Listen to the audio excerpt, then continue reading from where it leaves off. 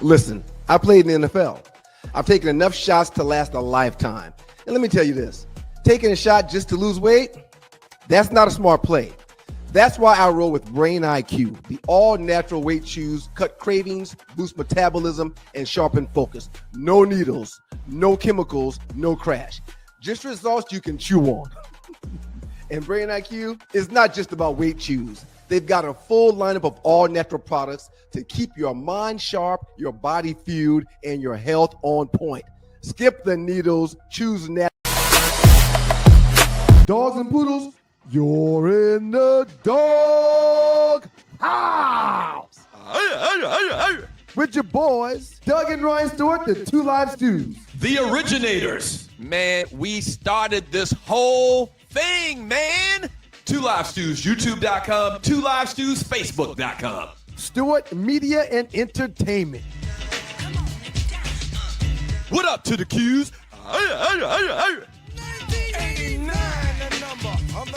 Y'all know what time it is.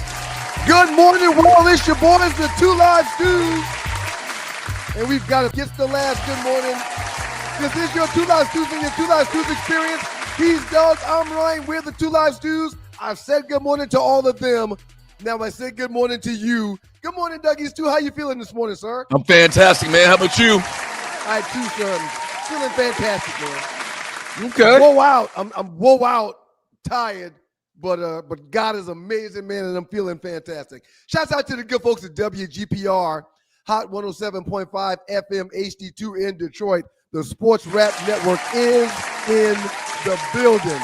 What up, though? Man? It was good, man. Didn't really do anything. Waited with bated breath for the winner of the Jackson State Prairie View game. And I'm happy to announce, because the Jackson State fans are they're obnoxious. Obnoxious as hell. They're obnoxious, I'm happy to announce that Prairie View A&M on the outskirts of Houston, Texas, is coming to Atlanta to take on the South Carolina State Bulldogs in the 2025 Celebration Bowl. Let's go. Let's go. It's a celebration. Yeah. I may have to do a turn and burn, man, because Wifey and Morgan are going to be out of town. So I may have to do a turn and burn, but I think I'm planning on being there. So as I just mentioned, that was Kara's school. She transferred to Tennessee State. This is her second year at Tennessee State. She loves Prairie View, though, and so she's got all these friends. When I called her, I was like, Prairie View won, because she wouldn't pay attention to it, and she was excited, man. She's gonna be back. She'll get home for Christmas, the Christmas break this coming Thursday. She's actually gonna be hanging out at the party Friday night, helping me work the door and all of that stuff. That's awesome. That's awesome. Yeah. So shouts out to Prairie View A&M and South Carolina State. Gonna get it on in 2 weeks. Is Tree gonna be there helping in the kitchen? Not 2 weeks. This coming Saturday. Is Tree gonna be there helping in the kitchen, serving food or something? Tree's coming, but she's not gonna help in no kitchen. What are you talking about? What is she gonna be doing? Oh, Tree got a table and everything, man. A table? All of the a section. They call them sections these days. All of the sections for the party Friday night are gone. Hallelujah. There we go. Hallelujah. Shout out to the New York Knicks. I'm a New York Knicks fan. You said but what? But what? I was going to say, but if you still want to come to the party, flash that flyer for me, Tree. If you still want to come to the party Friday night, I'm hosting a party Friday night if you're in ATL for the Celebration Bowl at Josephine Lounge. Just go to partybulldogsparty.com. That's partybulldogsparty.com. DJ Big Worm. It's going to be crazy. We had it at the same place last year. And so we're going to do it again. We're going to run it. Same place this year, Josephine Lounge, partybulldogsparty.com. Run it back. Free parking. Free parking. That's important. That's huge. That's important. If you're not from Atlanta on a Friday night in Atlanta, you're looking at easily $30. So $30 up to $50. So that's big. If you take that $30 to $50 you was going to spend on parking going somewhere else, come hang out with the Bulldogs and buy yourself a couple of drinks with that money that you're going to save by coming and kicking it with us at Josephine Lounge. Two Live Stews experience, Two Live Stews. I'm your boy Ryan Stewart. He's Doug. Shouts out to the New York Knicks, man. We got it done last night. They made me want to put on my New York Knicks shoot around. So that's why I'm rocking the New York Knicks gear this morning. We're 16-7 this season, man. Great win last night versus the Orlando Magic. Put up 106 points. We're still fusing things together. We've got a few pieces that have been added to the arsenal that are going to make us a bona fide Eastern Conference champion this year, and I'm looking forward to the Knicks playing for it all this year in the NBA championship. It's funny you bring up the Knicks, man. We're gonna pay respect to a Knicks legend in the last 48. Really? Yeah. Speaking of which, thank you for joining your boys at Two Live Stews. If you'd like to donate to the show to help us keep the lights on, please, we really would appreciate it. Look to the bottom of the chat. There's a dollar symbol. Click on that. And you can donate whatever you like, $1, $5, $500. It doesn't matter, man. We appreciate it. And also, like, follow, and share the show. That's almost as important as the donations. Share the show. Hit the share button. Tell your friends. Tell 1 or 2 friends that your boys are back and better than ever. All right? Can I talk to you about my weekend, man? Yeah, go ahead. I want to start all over you, soccer dad. I want to start with this, man. This is a picture that I showed on First Take over a decade ago, probably like 12, 13 years ago. Nephew. This is Miles when he was like knee high to a grasshopper's tail. He was right around. He was close to 1 year old at this point in time. And now I want to show you a 16-year-old Miles Stewart. Yeah. Miles had a birthday on Saturday, man, and celebrated with some of his friends. We asked him what he wanted to do, if he wanted to have a party. Did he want to go somewhere? He was like, I just want to go get a hibachi dinner with my rock band and a few buddies.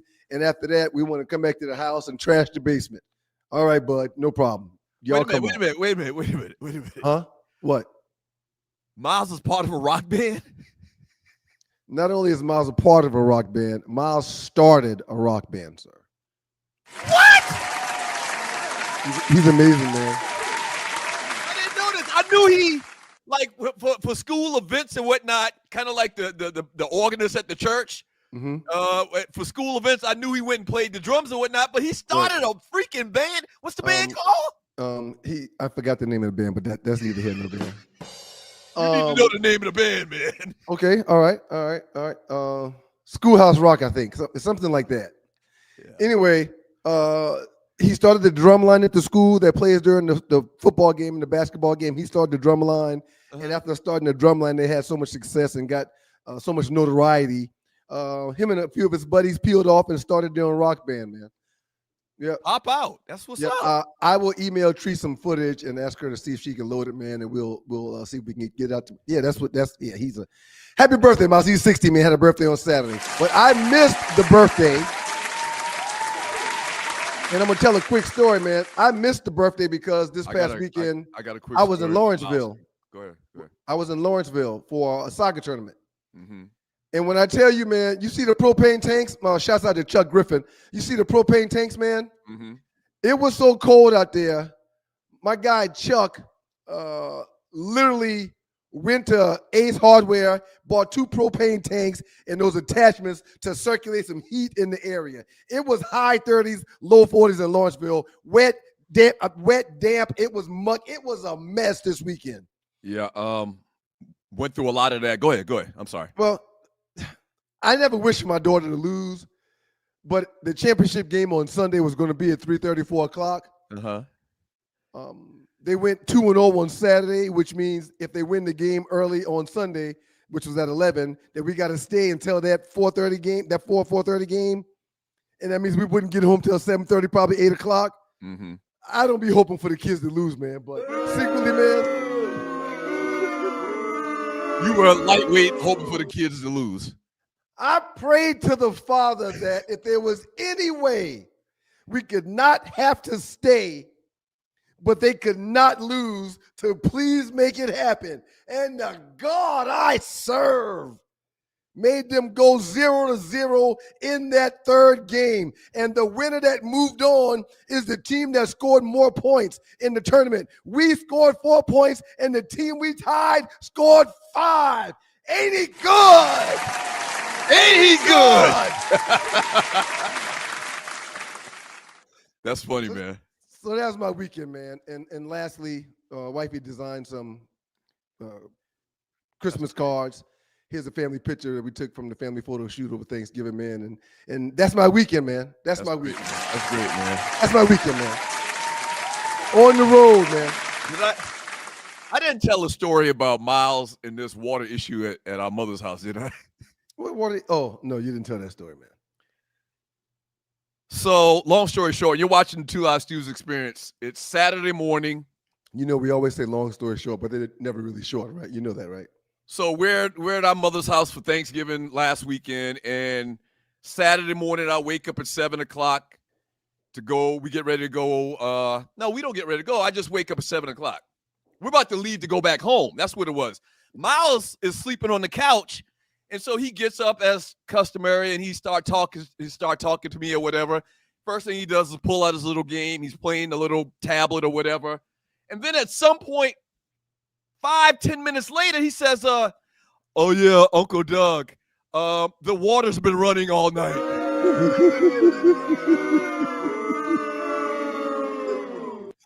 I says, what? What did you say? Oh, yeah, the water's been running since 11 o'clock last night. I says, Miles, what do you mean the water's been running since 11 o'clock last night? Yeah, me and Mason couldn't get it to turn off. And I didn't want to wake anybody, so yeah, it's been running for approximately 9 hours. He's very scientific too. I said, what? I said, Miles, show me. So we ran upstairs and looked at it, and the water was on. And I turned around, looked at me, he looked at me like this. He will give you that doo-doo face look, man, when he ain't got nothing to say or can't explain something. So I didn't want to ruffle his feathers. I didn't want him to think that he had done something really bad or anything. I says, Miles, something like this, you have to tell somebody. You understand, nephew? I said, you have to tell someone. Wake somebody up. He looked at me, he said, oh, okay, I know now. I told our mother the water's been running on. Mom popped up out of the bed. She's like, oh, Lord, no, what? I says, calm down. I even closed the door behind me because I didn't want her reaction. I didn't want him to hear her reaction. And I said, calm down. He didn't mean it. We don't want to get on him too bad. Just be calm before you walk out here, Ma. That's part of the problem right there, man. We protecting these kids, and we're not. Well, but it was a genuine it was a mistake. It wasn't a mistake. I don't know what to call it. Okay, 40, like the right category. 45 years ago, let's replay it, and that's you in our house telling Mom and Dad you left the water on from 11 o'clock. What would happen? I would have got beaten. Pop, pop, pop, pop, pop. You did what? Pop, pop, pop, pop. You ate nobody up? Pop, pop, pop. Yeah, backhands. I would have got. So you go from that to what happened? You telling Mom, explaining to Mom not to be too loud. Don't let him overhear her disgust. Yeah, where she would have been dropping knees, throwing elbows, putting us in the figure four. Right. But that's part of the problem. But it's different today, man. And we talk about this all the time. These kids are different. Right. I just saw this thing. I saw this video. There's this phenomenon happening right now where kids are cutting off their parents. Yeah. Oh, yeah. Like kids, and I forgot there's a term for it. I'll look up the term. But this is a thing. Good morning. It is a thing. Oprah did a whole special. Yes, that's who did it. Oprah did it. I can't remember what the name would call it. When you go silent, they go silent. It's not go. I think it's something called no contact. Yeah, no contact. No contact. No contact. Baby, the stories I could tell you, but how long have you not had contact with your children? That's not Please true. stop it. But my daughter will go no contact with my ass in a minute. Tree, let me tell you something I real can't. quick. I mean, as a parent, I'm not going to get into it, but Mm-mm, I mm-mm. let her. It's a whole show, Tree. It's a whole show. I just Let me let tell you her. something. I know It saddens 6 me. or 7 people Very right sad. now. Very I sad. know 6 or 7 people right now that are no contact with their children. So what this whole premise is, this whole conversation is, Oprah had a special on it. It hurts my heart. Oprah's doing a podcast on it right now. It's basically the kids stop talking to the parents. They stopped talking to the parents like forever. Yeah. I don't want you to think I was trying to be funny with Tree just now. It hurts my heart. 2 of the 6 people that I just mentioned are very, very close to me, and so are their kids. I have spoken to their kids more than them. Yeah, it's crazy, man. And it blows my mind. Maybe what I'll do is I'll post the video, the entire episode of Oprah talking about this on the 2 Live Jews Facebook chat page. But yeah, man, these kids are basically cutting off ties, conversation with their parents. And bottom line, the reason I brought that up is because these kids today are different, man. They're And different. they didn't grow up like us. And our old man was military, and he didn't, he lost his mind if we were in the bed after 6 o'clock. Like, he lost his mind. Like, you can't talk to these kids the same way they talk to us for whatever reason. I don't know whether it's right or wrong, but it's different today, man. It's absolutely different. So when I was telling Mom the story about Miles, I kept trying to tell her because she reverted back to Brenda Stewart from 1978. He did what? He did what? I said, calm down, God. Mom, she's the sweetest thing in the world. Right. Here's the driven snow. But if she was could half have said, asleep. She was half asleep, and she wouldn't. Right. She heard that the water's been on for 9 hours. She lost it. I'm gonna have to pay that bill. Well, she I'm gonna said have to pay she doesn't that think bill. it's going to be as big as we would think it's going to be because of some type of mechanism, whatever, with the water company. But yeah, man, I did not know. Find out what the name of Miles's band is. I need to come in and support him. I will, and I got to find the video to send it to you. I will. You sent me videos of him playing with a band before, but I didn't know it was his band. I didn't know that he was the leader of the band. And they do. There's a rock band class that he's a part of at the school. They do a show 2-3 times a year. During last year's rock band show, man, he played the drums, the majority of it. And during one of the sets, he got up from the drums, went and grabbed the acoustic guitar and did a little set. And then he put the acoustic guitar down, picked up the bass guitar and did a little set. And then he hit the cymbals for a little while. Then he went back to the drums and just jumped right back in. Plays the piano also. Nephew. Yeah, I called him the other night. Happy birthday. Thank you, Uncle Doug. I appreciate that. He's the greatest, man. Your Miles' voice is funny, man. Yeah, kids are amazing. Is that not Miles' voice? It's spot on, sir. It's spot on. We got a lot of good stuff to talk about, sir. Tell the people what we're doing up next, man. I'm excited. Back from the break, the #1 trending story this past weekend, the Cleveland Browns, in particular, Shedeur Sanders. We'll get into it. We got to mention the Falcons a second or two. I broke the case, and I figured out why Stefanski is doing what he's doing to Shedeur Sanders. We got last 48, top 5, the Arleywood report. A lot coming up in the next 2 hours. Stay tuned. Locked in. I played in the NFL. I've taken enough shots to last a lifetime. And let me tell you this. Taking a shot just to lose weight, that's not a smart play. That's why I roll with Brain IQ, the all-natural weight chews, cut cravings, boost metabolism, and sharpen focus. No needles, no chemicals, no crash. Just results you can chew on. And Brain IQ is not just about weight chews. They've got a full lineup of all-natural products to keep your mind sharp, your body fueled, and your health on point. Skip the needles, choose natural. Order now. BrainIQHealth.com/REF/1LiveStew. Brain IQ Chews. Smart, natural, built for results.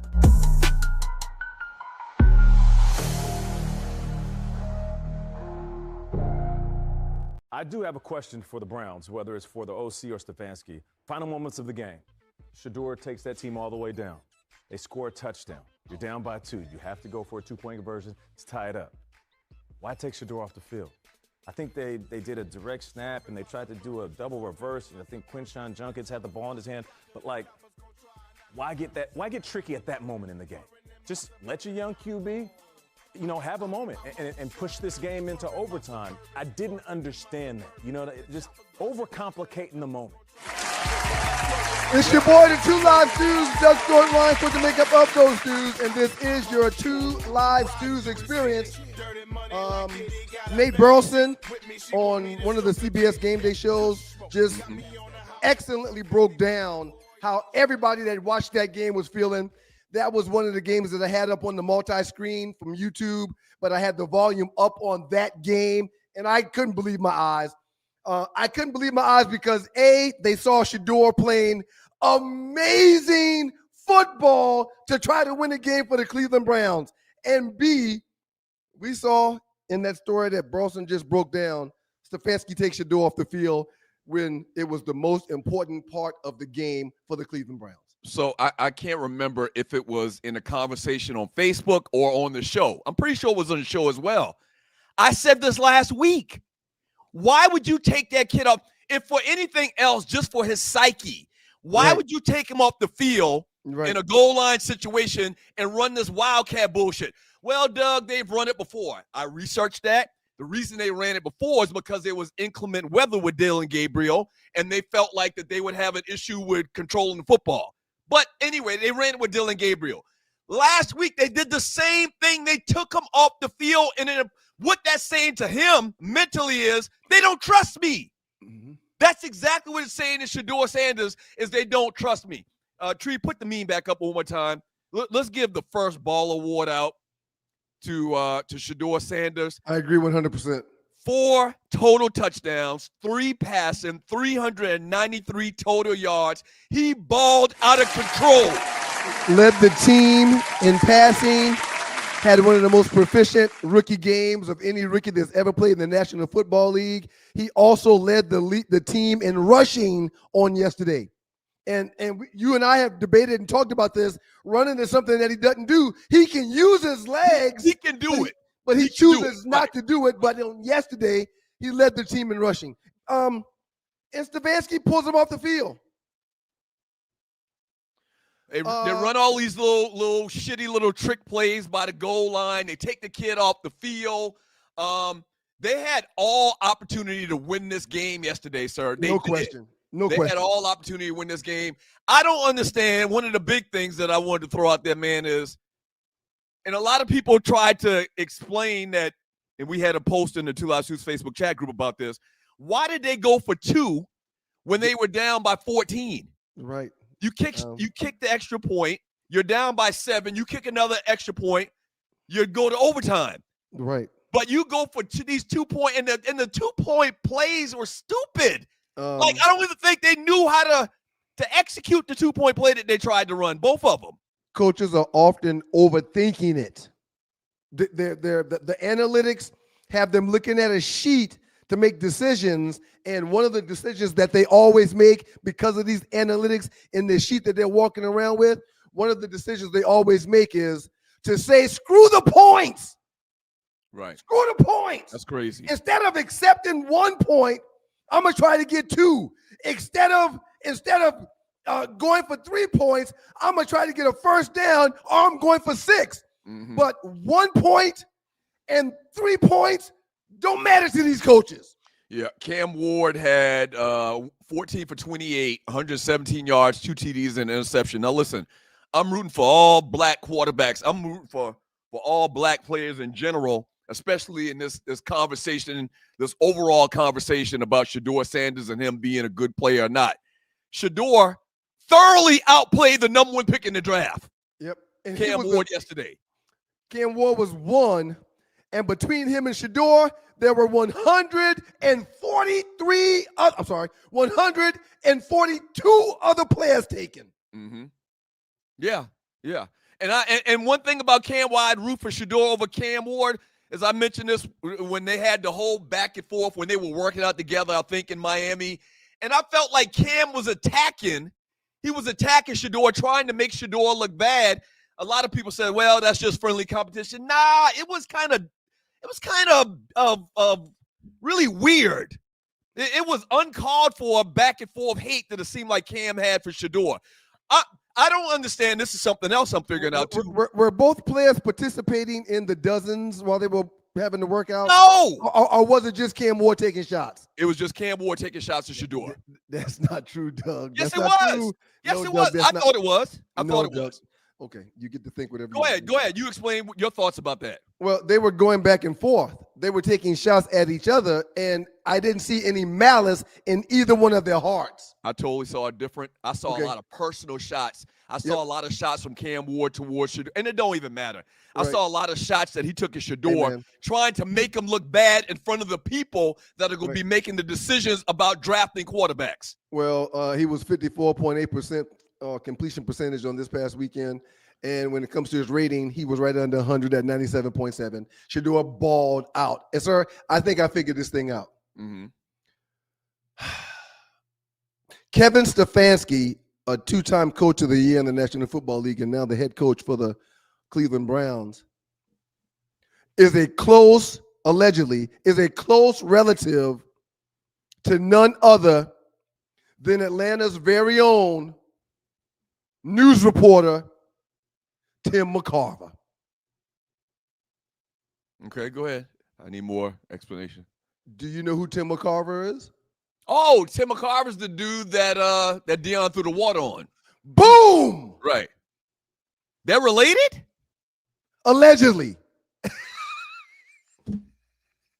It's got to be something like that. I can't think of any reason why. I think you tell me some type of historical facts. You talking about a conspiracy theory. I said it's alleged. Okay, all right.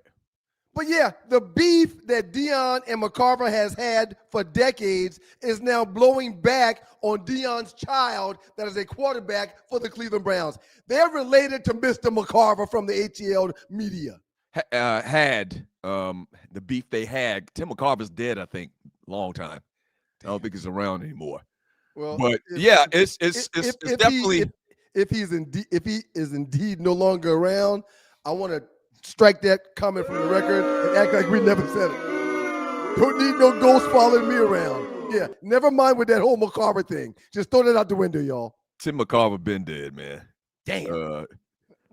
How long has Tim McCarver been dead? And you're watching the Two Live Stews experience. That's all I need now is ghosts popping up in Columbus trying to holler at your boy. How long has Tim McCarver been alive or dead? Let's see. Tim McCarver died back in, 2023, not that long ago. Oh, so he recently gone. All right, he don't even have his haunting wings yet. So it's okay. I'm cool. So for people that aren't familiar with Tim McCarver, he was a former Major League Baseball player, and he also was part of the media. And you go back and look at clips of him and Deion had a dispute. I think McCarver, took Deion to task because he was playing football. Right. He was playing two sports. He wasn't devoting his time to the Atlanta Braves at the time. That'll tell you how long ago this was. Deion ain't played football or baseball for a long time. And during the post-game locker room for the Braves or the Falcons, Deion threw buckets of water on dude. You've got team that is very amusing if you want to look it up. You've got a team that has only won one game that is beating a team that had a quarterback that threw for almost 400 yards, and they've got Myles Garrett at defensive end terrorizing the opposing quarterback. Mm-hmm. And y'all lose. Right. Cleveland lost to Tennessee. Keep in mind, Tennessee's got one win or had one win on the year until this game happened. That's what I just said. You know what else I'm figuring out too, man? What's that, sir? That there's a lot of ninjas that don't like Shedeur, just like they didn't like Kamala, just like I didn't realize, and I'm 56 years old, I didn't realize that there were actually people that vocally, out loud would criticize people like Kamala Harris and Shedeur Sanders, who the media and both of them clearly a lot of times are against. Why would you add fuel to the fire and, talk about these people in these negative lights, as opposed to if you don't have anything nice to say about Shedeur, I think as a black person, you should just not say anything at all. That's how I feel. what I noticed, and this is your boys, the Two Lost Stews, what I noticed was on Facebook and on social media, people that would post the 364 yards or saying something positive about Shedeur and how he played, or he was responsible for 4 touchdowns, blah, blah, blah. People that did that, right below in their comments, 1 or 2 people that were Shedeur haters would come and say, well, the guy that won the game was Cam Ward. The guy that won the game was Cam Ward. The guy that was the first overall pick won the game, Cam Ward. Right. And I would politely jump in there and say, but the post wasn't about Cam Ward. Right. The post was about Shedeur Sanders. Right. Do you go on Cam Ward post saying Shedeur Sanders did it? No. So you're right. There's some vitriol. There's some beef with people about them's the one that Harry would have left behind, man. Plain and simple. No, seriously, plain and simple. And you're exactly right. That's what I brought up this conversation, and that I'm realizing there's a lot of black people that want to see Shedeur fail. Well, they lost to the Tennessee Titans. No, the Cleveland Browns lost to the Tennessee Titans. Right. Okay, that's a team metric. Wins and losses are team metrics. No question. The man threw for almost 400 yards, 3 touchdowns. He did have the 1 interception. I think he was trying to make a play happen. But hell, go back and look at Peyton Manning's stats his rookie year. Yep. Go back and look at lots of great quarterbacks their first year. You're trying to put a negative light on a guy that in his second start or third start. Don't matter. In one of his early starts in his career, you're trying to find a reason to criticize a guy that threw for almost 400 yards, 3 touchdowns, ran for another one. Are you kidding me? I want to talk about something real quick while we're talking about Shedeur. This past weekend, I went to Google and I typed in top trending athletes of 2025. You know who came up? Caitlin Clark, Shedeur Sanders. Caitlin Clark did not come up. Okay. Who were the other? Who else did you say? Shedeur. Shedeur was second on the list, right below Cristiano Ronaldo. Somebody playing soccer. Shedeur was higher than Terrence Crawford, Lamine Yamal, that's the young soccer sensation. Which, by the way, Micah Parsons, Jalen Hurts, SGA, Nico Williams, Scotty Scheffler, and Mike Tyson. Shedeur was higher than all of those people. But this guy, Kevin Stefanski, will not take the opportunity to capitalize on the benefit he's got of this athlete. That's a good athlete. But he can't do that, because if he does, it's acknowledging he and the organization were wrong. Now they drafted him. Somebody said yesterday, well, y'all mad at them, the Cleveland Browns. They drafted him. Hell, they didn't want to draft him. That's the point. We're not stupid.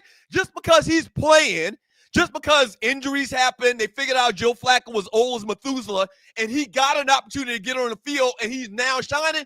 We're supposed to forget that they did not want him? Please remember that this is the 3rd week that he's worked with the starters. This is the 3rd week. They've been together since August. They had a mini rookie camp in July. But this is his 3rd week of working with the starters, and he put up almost 400 yards. The man put up almost 400 yards of passing.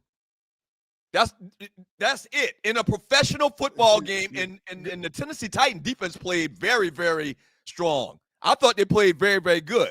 So all I want to say is this.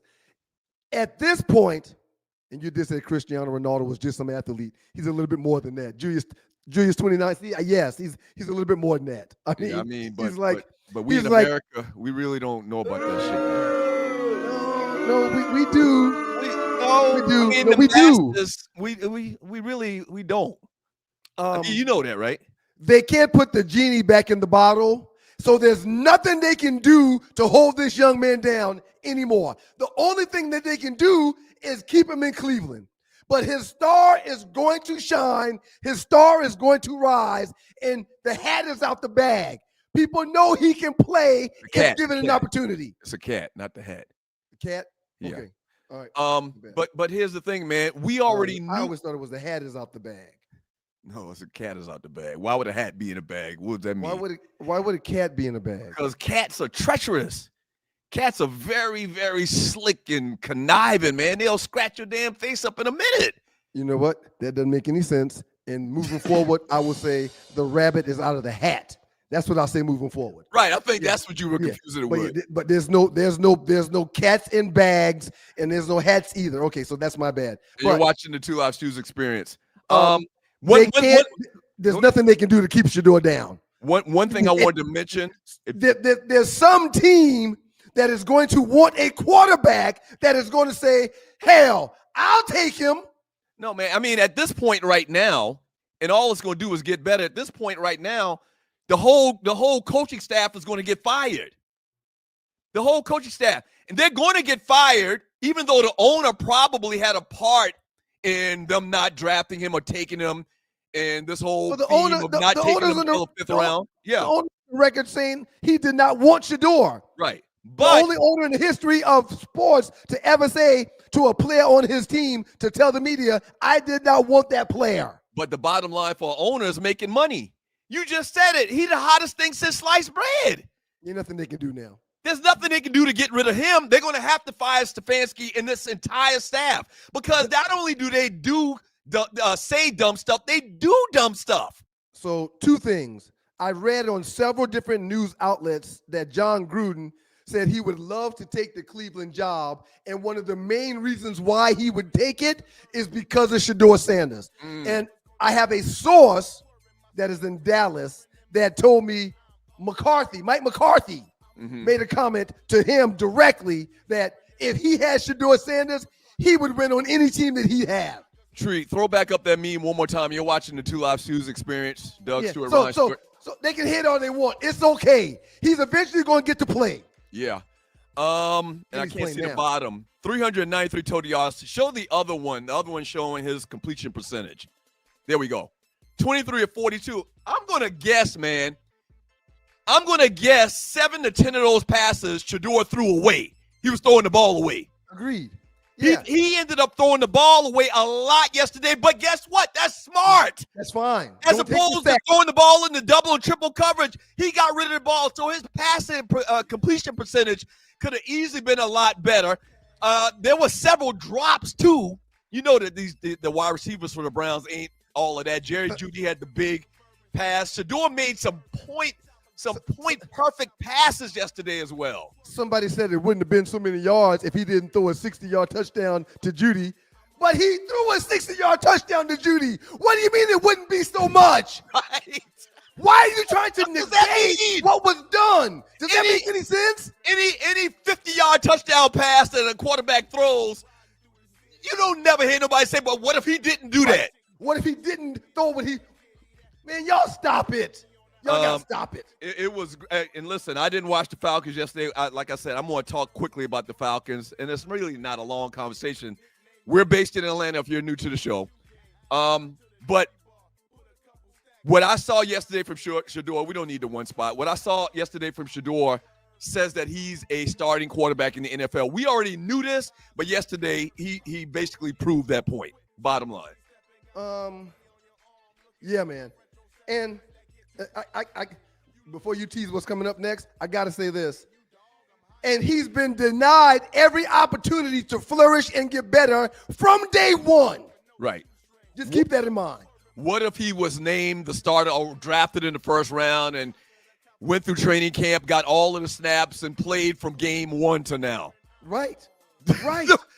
What if they worked on his talents the minute they got him versus just keeping him in the back of the room? They're going to do a 30 for 30 on this, man. There's got to be some type of investigation starting back to the pre-draft workouts, to the draft, till now. There's got to be some type of 30 for 30 they're going to do in this whole entire story. When we get back from the break, man, college football playoffs are up. They're completed. We're going to get into that conversation, man, and give you our thoughts on that. Don't go away. Two Live Stews experience.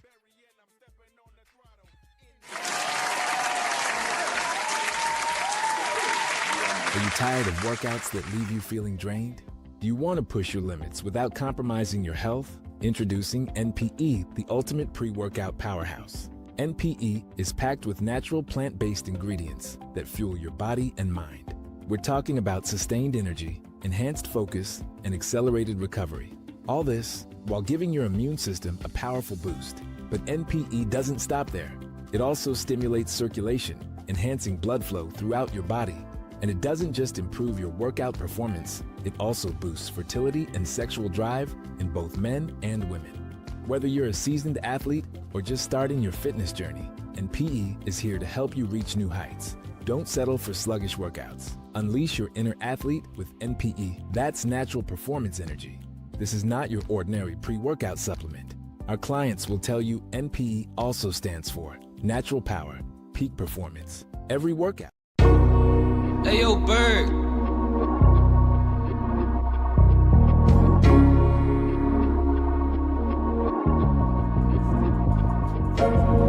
Just make your paper.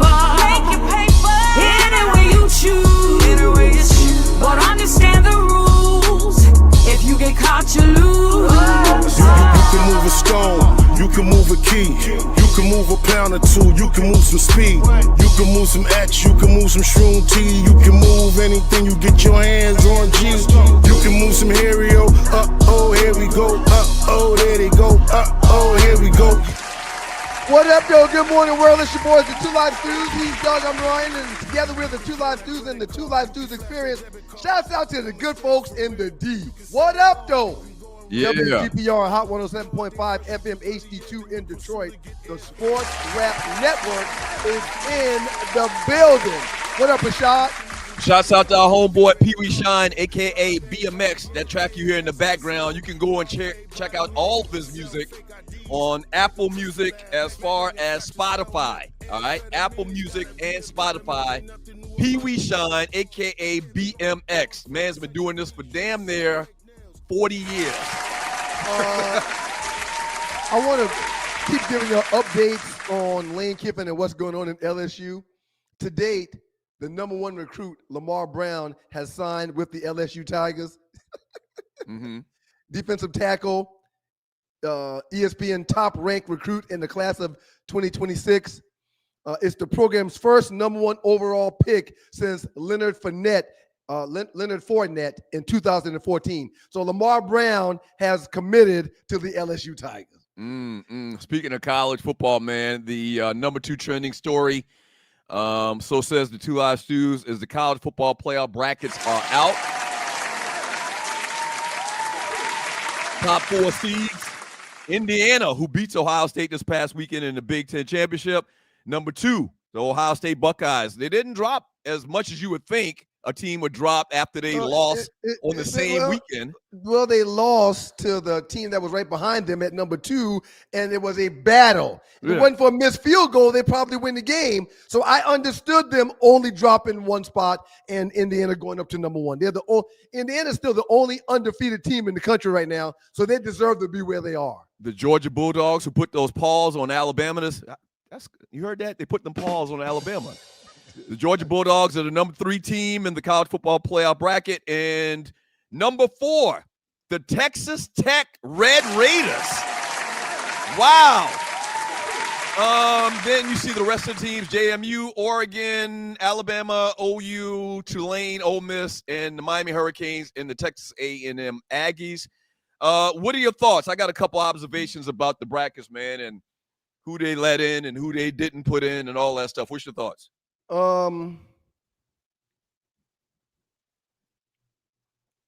This is going to seem and sound biased because I am a alum of Georgia Tech, played for the Yellow Jackets, and I bleed blue, white, and gold. I bleed it. This is not an argument for Tech to be in because we went 3-4 in our last month. Went from 8-0 to 3 to we got what we deserved. But every conference champion has to be allowed to be in the 12-team playoff. Okay, remember every what you're conference champion. Remember what you're going to say. You can go. You can go. Let me stop right there and say this. Okay. Now, we haven't been in the trenches every day over the last 5 or 6 years when this whole college football playoff thing has come about. I thought, and I didn't realize until yesterday, that the conference champions from the Power 5 is really the Power 4 now because the Pac-10 is not a part of it anymore. Right. So I thought that winners from the Power 5 automatically get a bid. Right.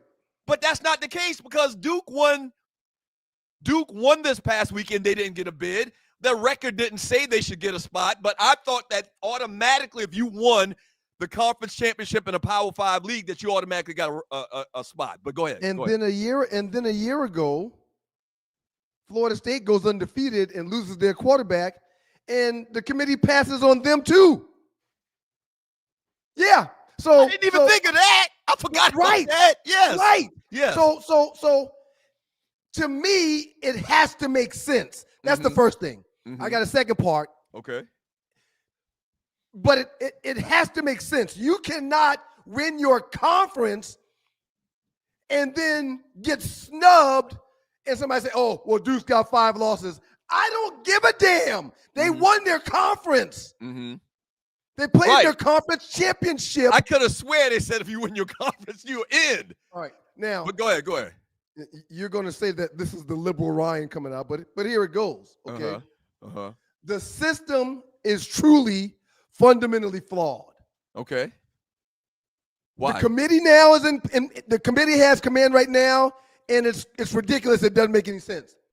When the computers had the final decision, it didn't make any sense. So I don't care if it's 4 teams, 8 teams, 12 teams. I don't care if they go to 16 teams potentially.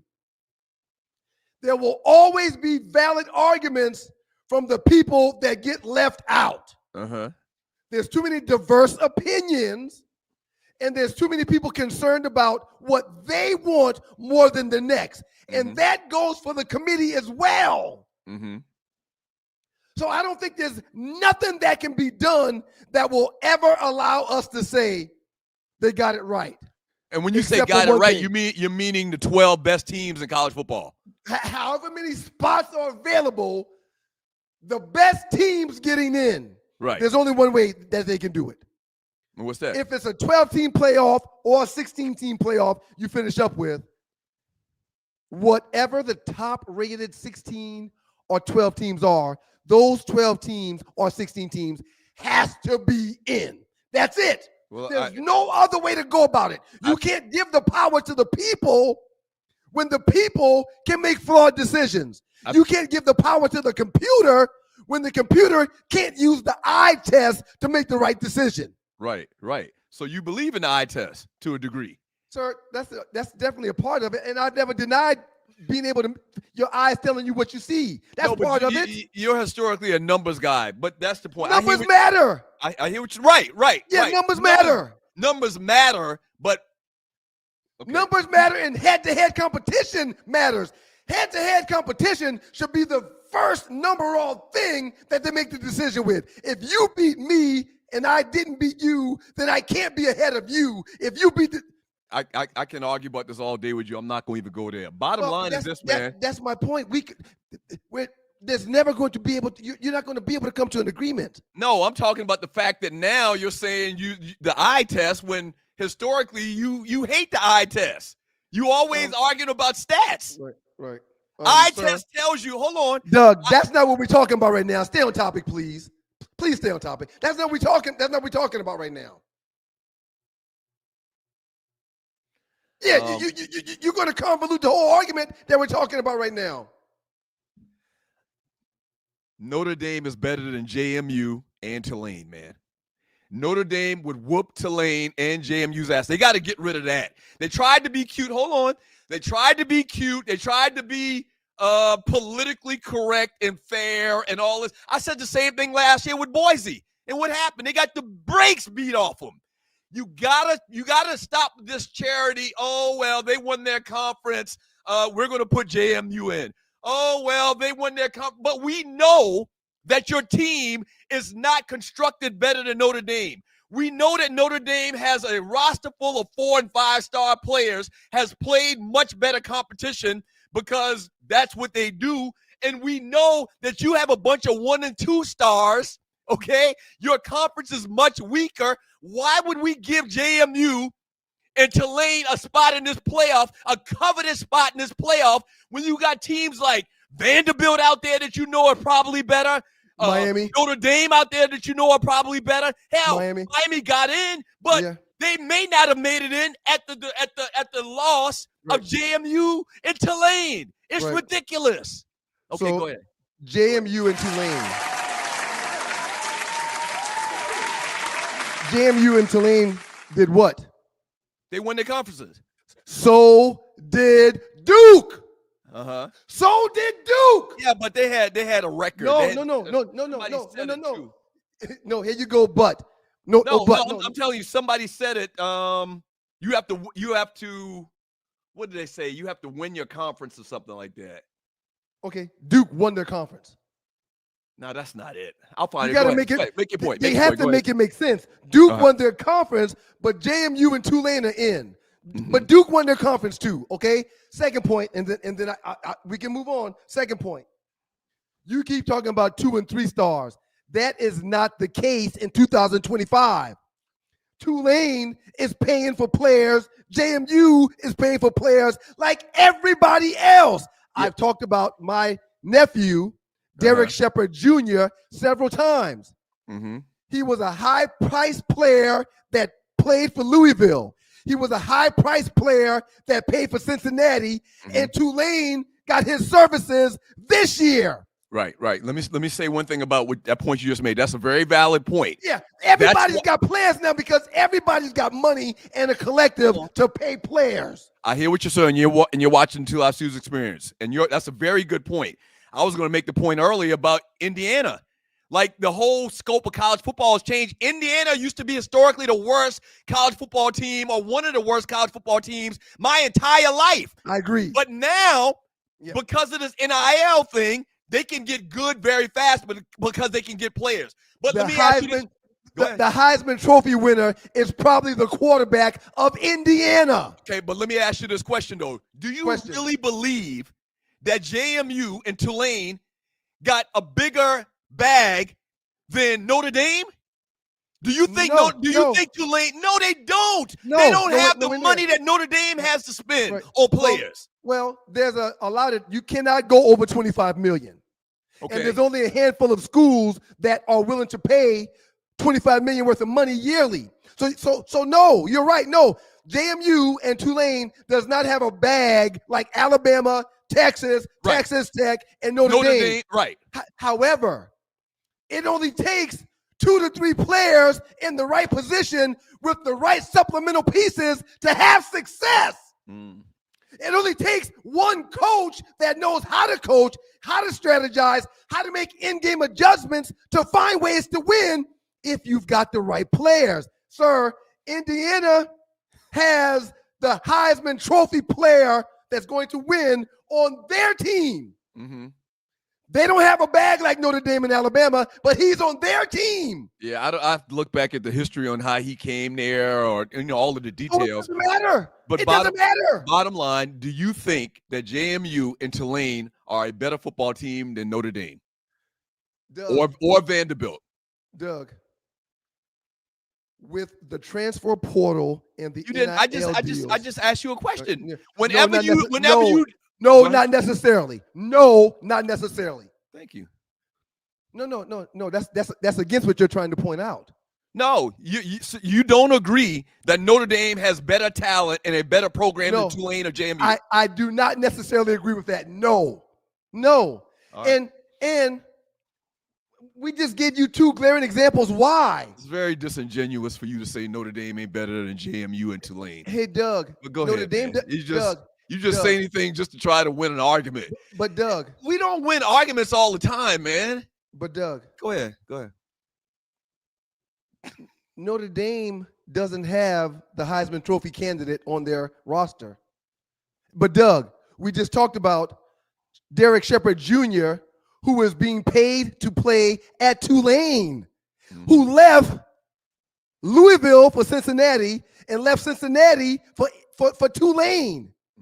So you're trying to tell me that Notre Dame has a much better roster than so-and-so when at the end of the day, Indiana has dominated college football the last 2 seasons. And they're just Indiana. Right. but Indiana's the number one pick. I didn't make this debate about Indiana. Why are you trying to switch up Indiana with JMU and Tulane? I didn't say anything about Indiana. I didn't say Indiana doesn't deserve to be the number one seeded team. I just gave you How'd examples. you flip to Tulane and JMU to Indiana? I just gave you examples of why other teams have stars that put them in positions to win. That's it, man. Okay. So you can have a favorite if you want, but again, if the right team with the right coach and the right supplemental players find a good DN, a good DB, a good quarterback, a good running back, a good wide receiver, or a good tight end, if you've got 3 of those 6 players and good supplemental players, you can win, i.e. Indiana University. I know you're trying to win a debate. Right. Quote, unquote, win a debate. Right. Yeah. I'm trying to tell the other side of the what you're spewing. That's all. The bottom line is they are the exception to the rule. Who? The reason why there's seeding and not seeding. The reason why there's different divisions of football. There's 1AA. There's this. There's that. There's Division I, because it's almost like weight classes in boxing. Mm-hmm. Like 230-pound men aren't going to get sanctioned to fight 160-pound dudes. Right. And that's literally what this is in college football. There's blue bloods, and I hate that term. There's blue bloods, and there's teams that historically have been good forever, and they built up a big booster club. They got a ton of money. They got this. What's the little term called when you get money? Collective. They got these huge, dynamic, ginormous collectives, and this, that, and the other. Yeah, there's every once in a while some teams from a Division II program or a 1AA program can get into the conversation, but historically, it's about Alabama, right, Notre Dame, right, Michigan, Ohio State, Georgia, Florida. The reason why the Blue Bloods are the Blue Bloods is because they had total dominance back in the day because they were under the table paying players. Right. And we just going back and forth. Now everybody's paying players. I understand that. Yeah, players. Sir, the number 1 recruit in the country just flipped from Georgia, the number 1 quarterback in the country. His name is what's that kid's name? Don't matter. Kid X. Call him Kid X. It doesn't matter. Kid X just flipped from the number 1 quarterback that was going and committed to Georgia to Vanderbilt. And why? Because Kid X said he wants to stay in state. Mm-hmm. He wants to be in Nashville. So I'm not going to Georgia, one of the top programs in the country, and I'm going to Vandy. That just happened. Yeah, but that happens all the time. That happened before NIL. Kids wants to stay home and play for the state school. But you're trying to say that a superior school like Notre Dame can't be beat by a school like Tulane when kids are going different places for different reasons now. Hey, when we get back from the break, man, and thank you for joining your boys on the 2 Live Stews. When we get back from the break, Hollywood, with the Hollywood Report, some entertainment news. She's going to give us an update on the cruise. If you didn't know, the Stews are cruising. We're taking a cruise down to the Bahamas, going to watch the Super Bowl on said cruise. Holly's going to come on and give us an update. She's like, handling the whole, booking and all of that stuff, man. So stay tuned for that and some great entertainment news. And we'll find out what she did over the weekend as well. Yeah, don't go away. 2 Live Stews experience. I know, man. Boise. You argued me to death last year about Boise. It's different now, more so different now than it was then. Just a year later, it's different now. Hello there, it's your favorite cruise director, Arlie Michelle, and you want to be on the inaugural Cruise with the Stews, February 6th through 9th. What's up, Stew Nation? We want to see you out on the big water for the big game, and we cannot wait! Have you signed up to go with us on the cruise yet? If you haven't, there is still time. We want to see everybody's face in the place. We're going to be celebrating from Miami to Nassau, Bahamas, and back.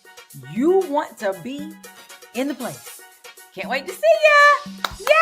We're so excited. We're going to cruise together. Cruising with you, cruising with you, cruising with you. Come on, y'all. Ah!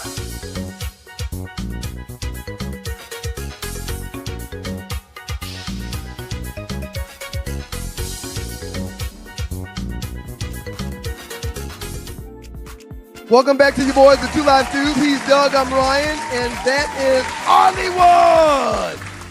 Good morning. Can everybody hear me?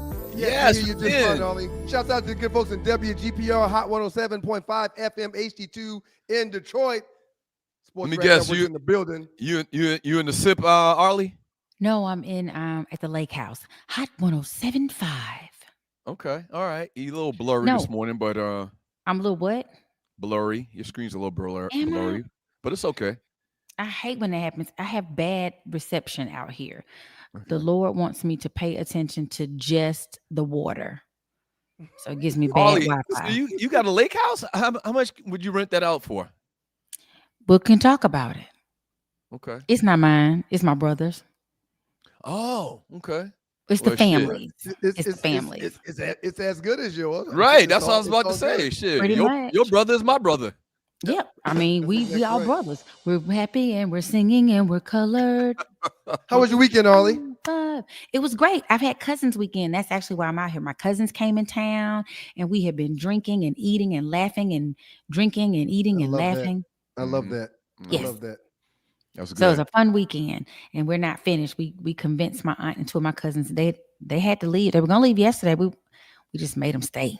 Whenever I'm in a situation where I'm not driving, I seem to abuse alcohol just a little bit more. But you're responsible enough not to do that if that situation isn't set up the way you need it to be set up, though. So right. That's good. Something like what y'all doing right now. Y'all not doing anything. Y'all just got alcohol out there. Like this cruise. Like That's I'm how on we a about cruise. to be. I'm gonna probably consume too much alcohol. I'm gonna be ish shorty the entire time. Listen, it's going to be so amazing. Y'all, for those who don't know, the Two Live Stews are going on a cruise February 6th through the 9th from the beautiful city of Miami, Florida to the wonderful blue waters of Nassau, Bahamas. We will have a perfect day in Coco Cay on Saturday. Sunday, go into the city if you desire. And then Sunday night, we're going to all watch the big game together. The big game is the Super Bowl. Yes, some of our team won. Some of us will have teams that actually made it. We will not be one of those people. For those that are Falcons fans, we will just have on a jersey. Right. God damn, the Falcons. But if you're still interested, somebody called me on Friday and asked about pricing. And so we can figure it out. As long as the cruise still has rooms, we have our book of rooms, our groups. But as long as we have room, they have space staterooms, as they call them, on that ship, Wonder of the Seas. We're going to get you on there. So holla at your girl at sme.arleywood@gmail.com. Yes. All right. Shout out to Javon 3300. Jared Curtis is the player that flipped it. I couldn't think of his name just now. It was very important for me to figure that out. Sorry about that. Mm-hmm. Thanks. The chat be taking care of you. They're making sure they. I really appreciate the chat more than anybody really understands. Thank y'all so much for being in the chat. Absolutely. What you got, Ollie? Okay, so first of all, y'all know what it is. We start this thing off right. We got birthdays in the house tonight. Oh. Happy birthday to you. Happy birthday to you. Happy birthday. You been practicing with Miles? I had a performance this weekend. I was on the road this weekend, so my voice is a little sore. Yeah. When you have to sing a lot, you have to rest your voice. Yeah. And then you have to come in here and talk and y'all argue, and that just puts so much strain. So you need to rest your voice. Mm-hmm. Ryan, you've been practicing with Miles. First of all, happy birthday to Sweet 16. Our boys have Sweet 16s? What do they have? No. I think it's Super 16s? Yeah, call it Super 16. That's fine. Yeah, that's cool. That's cool. I like that. Happy Super 16 to Master Miles. I remember when he was born. Oh my God. Yeah, he's 16, man. He's 16. He grew up so fast. And y'all were talking about that whole kids ignoring their parents or disconnecting or whatever it is. Mm-hmm. I'm just trying to figure out how that works, because you 16, 17, 18 or whatever you are. How you got money to not talk to me? Where you live? No, what are you doing? It's adult children, not children that's in your home on your dime. It's adult children. Okay. It's adult children. I don't know how they think that's appropriate. What have we taught them? We suck as parents. But anyway. Yeah. Happy birthday to actor Wendell Pierce. He is 62. Everybody remembers him. He stayed working, but people remember him as Detective Bunk Moreland On The Wire. Oh, okay, on The Bo. Wire. Happy Great birthday. actor. He isn't. He does a lot. I remember him as the mini man in Waiting to Exhale. That junk was so funny. Ooh, you feel it? Ooh, yeah. And she was like, Anyway, political commentator, television host Joy Reid is 57 today. The Reid Happy Hour. birthday, Joy. She's Happy birthday, very Joy. thorough. That's Is right. she a She's our Delta? star too. That's She right. a Delta. Okay, I thought she Honorary was Delta. Yeah. R&B singer Chrisette Michelle is 43. Mean Girl, I call her a Mean Girl, and she thinks she a black Barbie, a pink Barbie, or something. Onika Tanya Mirage Petty, Nicki Minaj, 43 today. Is Petty in her real name, or you added that? She married a dude named Petty, and she acts just like her last name. Boy, do she act like her last name. Cool, She on Petty Red. Patrol, baby. It was a couple of years before I realized that she was Indian. Red Dot. Nicki Minaj is Indian. Huh? I thought she was Trinidadian. Or right, Trinidadian. I thought is that God dang it, Doug. no, but I'm thinking that's kind of like the two same different things. Happy she's It's not two dead. different things. Trinidadian and Red Dot is two different things. It's two different set of people. Okay, that's true. I mean, maybe she does have some Indian background, so perhaps. I don't know. I've never studied her. West Indian. Go with it. Former professional NBA Wait a player minute, West Dwight Howard is Indian? 40. No, I think she's trying to help you, Doug. Let's just move on from it. No, go ahead. I'm gonna do the research. Go ahead, Tree. Dwight Howard is 40 today. Former wide receiver Terrell Owens was turned 52 yesterday, and actor Jeffrey Wright 60. I love me some Jeffrey Wright. That man can act. He played Peoples in the movie Shame when they did a remake. Yes, Oh yes, my Yes, God, I yes, love him. yes, Great actor. outstanding He's actor. amazing. Outstanding actor. Yep. So, happy birthday to all people. Happy anniversary to anybody out there in Stu Nation. Happy birthday to any of you. We hope that you had an amazing birthday. And if it's coming up, that it's going to be fabulous. They say Doug is right. So, all right, Doug, you're right. Yeah, so I asked the question to AI. AI is on point all the time, or most of the Oh, time. yeah. You gotta AI knows exactly what they're talking about. Let's go with it. I says, is West Indian and Trinidadian the same? No, West Indian and Trinidadian are not the same, but they are related. West Indian is a broad term for people from the Caribbean islands, the West Indies, while Trinidadian refers specifically to someone from the island nation of Trinidad and Tobago. So, Okay. yeah. They say half of Trinidad is Indian, so we don't know. She's a pretty girl, but she petty. She petty. Back to what we started this thing with. She petty. Petty. Happy birthday to you, though, petty girl. Yes. We might need to be careful because somebody will tell her we were talking about it and should be on our arses very soon. But the recognition might do us good. So people are like, who is she talking about? They'll be over here on us. Okay, first up, I want to ask if you all, I didn't see the interview on the Pivot with Odell Beckham Jr., but I'm sure you've seen his comments about how the $100 million was just not enough. I saw this headline, and I just don't believe this is the truth. It can't be true. Please continue, Ollie. I'm sorry. Please continue. No. I want your thoughts because what he basically is saying is that bumps down to $20 million a year, which isn't really $20 million. It ends up being more like 12. And once you floss and buy your mama house and do X, Y, and Z, you don't have enough to create generational wealth. You don't have enough to sustain yourself past those 5 years. So I just need to understand how all everyday people like us who make this many dollars can try to create and do, but the man who has, just say 12 million a year. Oh, he's right. Okay, where's this 12 million figure coming from? Well, he's saying taxes and other living expenses. Okay, but the 12 million a year is $60 million. Right. That's what I was about to say. Take 40% off for taxes from 100 million. They got 100 million on the meme, and I've heard the number 100 million. You're looking at 60 million left over. 60 million. I'm lost on this. So, but it's over a 5-year period. Oh, so if you divide, he got 100 million for 5 years. That's like saying I got 60 million for 5 years. 5 times 12 is.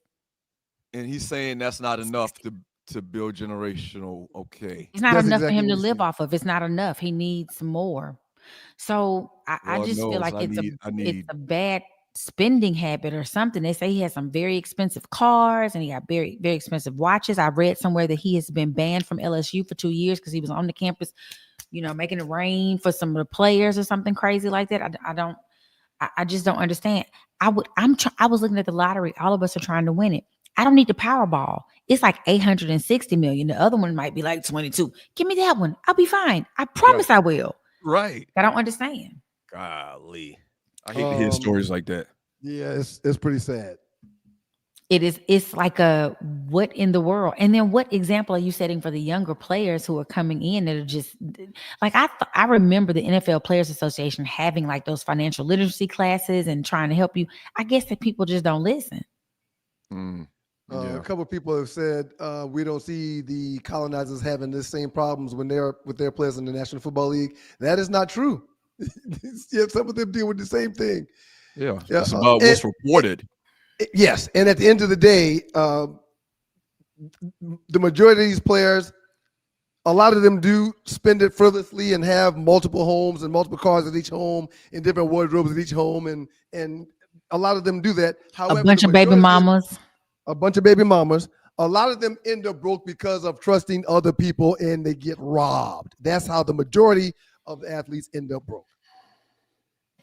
Yeah, that's the unfortunate part. And you don't have time to really manage it the way you want to because you out here trying to keep your bell from getting rung, So I can't just be sitting over here looking at my money. It would be great for a person like you that has a brother who's in the industry who then makes sure, that your money is straight. You gotta you gotta have somebody you trust. Yeah, I ignored him though. So that's another story for another day. But that's on you though. At least you had it. I agree 100%. I agree 100%. So, I mean, I just hate to hear that that's what he's saying. And so many people are like, man, we got opinions about everything. So many people are upset with him about even just saying that. Like, dude, how could you? It's everyday people who's struggling and they had even 100,000. It would be different, but they say studies show that even with the 150 people who make $150,000, that they are even saying they live in paycheck to paycheck. So we have poor spending habits. That's really what it boils down to. No question. Next up, did y'all know? I did not know that Michael Jordan's racing team and another racing team were suing NASCAR. Did y'all know that? I think I saw the headline, but I don't know the details. So Michael Jordan, his team 2311, I guess is XI 2311 Racing, co-owned by Michael Jordan and Denny Hamlin, and another business partner, and this other company, Front Row Motorsports, filed suit after back in 2024, NASCAR required that all of their teams signed this 112-page like charter agreement. It was real strict. They were like fast deadline, sign it. And the two of them said, nope, we're not signing it. So they felt like, y'all know NASCAR is it's for real good old boy system. Mm-hmm. Better believe it. They don't have, you can only temporarily, and then the license that they give you is revocable at any time. So it makes it hard for you to get investors. NASCAR controls everything. Like if you need to get something fixed, you got to go through NASCAR approved suppliers. There's no competition for anything in that whole regard. So that's what Michael Jordan and them are really fighting about right now.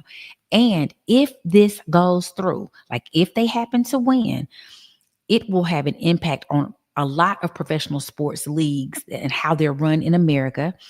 It will change like ownerships. It will allow probably more minorities into the sport.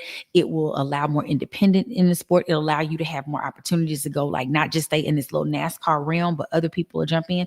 What do y'all think they're going to, NASCAR was started like 76 years ago. I can't imagine that the courts are going to rule even if they think it's a monopoly. The good old boy system is about to fall thanks to Michael Jordan, who's a part of the good old boy system. It's funny. It's funny we talking about this kind of in the same conversation with what's going on with Bud Crawford and the WBC, which we're going to talk about a little bit later. Yes. But it's kind of like the same thing. It's manipulation at the top. It's a good old boy system. This is the way that we've done it forever. And if you try to go up against us, then we're going to stomp you out. We're going, you're not going to be part of it at all. It's like backroom dealings. Right. And it's unfortunate because when you really sit and look at it, it all ends up being like a financial thing. And if you don't have any competition, then you can pretty much act the way you want to. That was the reason they broke up like, Southwestern Bell, and they broke up but they only to let them all come back again together. Like, that's the crazy part. Right. So it's going to be interesting to see. They've been 2 days into court. They're starting back up again today. So we're going to see Michael Jordan, his own words, just wanted to, he just didn't believe the new charter agreement was economically viable. And he was troubled by the clause that said teams couldn't sue NASCAR, which is a condition that is kind of looked at. If you can't sue, that kind of falls under this antitrust violation. So it's going to be real interesting to see how that plays out. Because of Fly Tie. Yeah. Fly Tie just said NASCAR teams have to pay a recharter fee every contract, not just one-time fee. And that's what Jordan and Front Row want. Yeah, man, it takes power to make decisions change. And if anybody's got the juice and the power and the notoriety to do it, it's that guy, Michael Jordan. Yep. Because they respect, I think regardless, he's respected. And he got one of these wives. So maybe they just feel like, From my chapter, bro, Bus. What up, team? MJ is being treated like a ninja for the first time in a long time. The France family owns NASCAR, so it's privately owned. Them boys are making their own rules. Amazing that you can have billions and still be treated like just another ninja. Shaking my head. And peace, butts. Somebody said it in a post earlier that NASCAR started off as moonshiners. There were a bunch of moonshiners. Read the story. It's crazy. But look what it's developed into. Look what it's developed into, a bona fide mechanism to just print money for colonizers. Yep. I wish we Shouts would. out to that year 92 Butts, as well as Roscoe Roney. Claus was in the building today. Appreciate the Butts for being here. 91. Bro, y'all need to come out Friday night to the party. Arlie, you got anything else? Yes, I just want to say this is, so many times they say as Black women, we don't support one another. Well, y'all see her. Fine. That is Tracy Ellis Ross. Yep. 50-some years old, looking fabulous. So for all of y'all out there who say, y'all women, I support my sisters, especially my sisters. I don't too much fool with them Becky sometimes, but my sisters, I want to give you your flowers while you're here. So you better work it, Tracy Ellis Ross.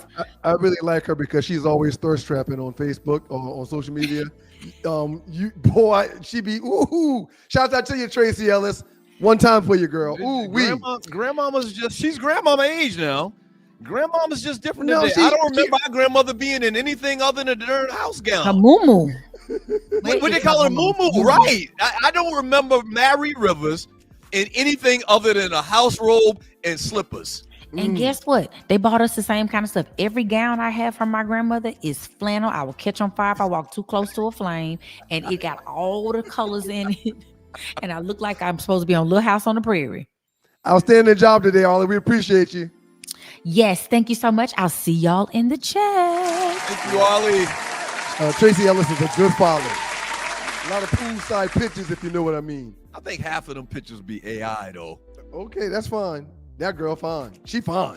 She fine. She real fine, but she just up next in the dog is with the Two Live Stews on the Two Live Stews Experience, man. We're going to get done with this top five. Fine, it's over. Today, we do the final top five. Huge controversy. Not the final one. The final one for a minute. Hey, man, say whatever you want. It's over today. We're finishing the top five today, and that starts in the next segment. I like the top five. Tree shaking her head. She don't like the top five. The final top five, because we are tied at 24-24, I think. We'll talk more about it when we get back. Two Live Stews Experience. Don't go away. Yeah, if you don't follow Tracy Ross on social media, go follow now. She's excited. She pop up a lot. She's thirst trapping though. Have you ever been stranded on the side of the road, Ollie? Yes. It's not comfortable, is it? No. Dogs and poodles, if you find yourself in a jam on the side of the highway, give my folks at Bay 11 Towing a call, 404-770-6949. Again, that's 404-770-6949. Being stranded on the side of the road in Metro Atlanta is very stressful and dangerous.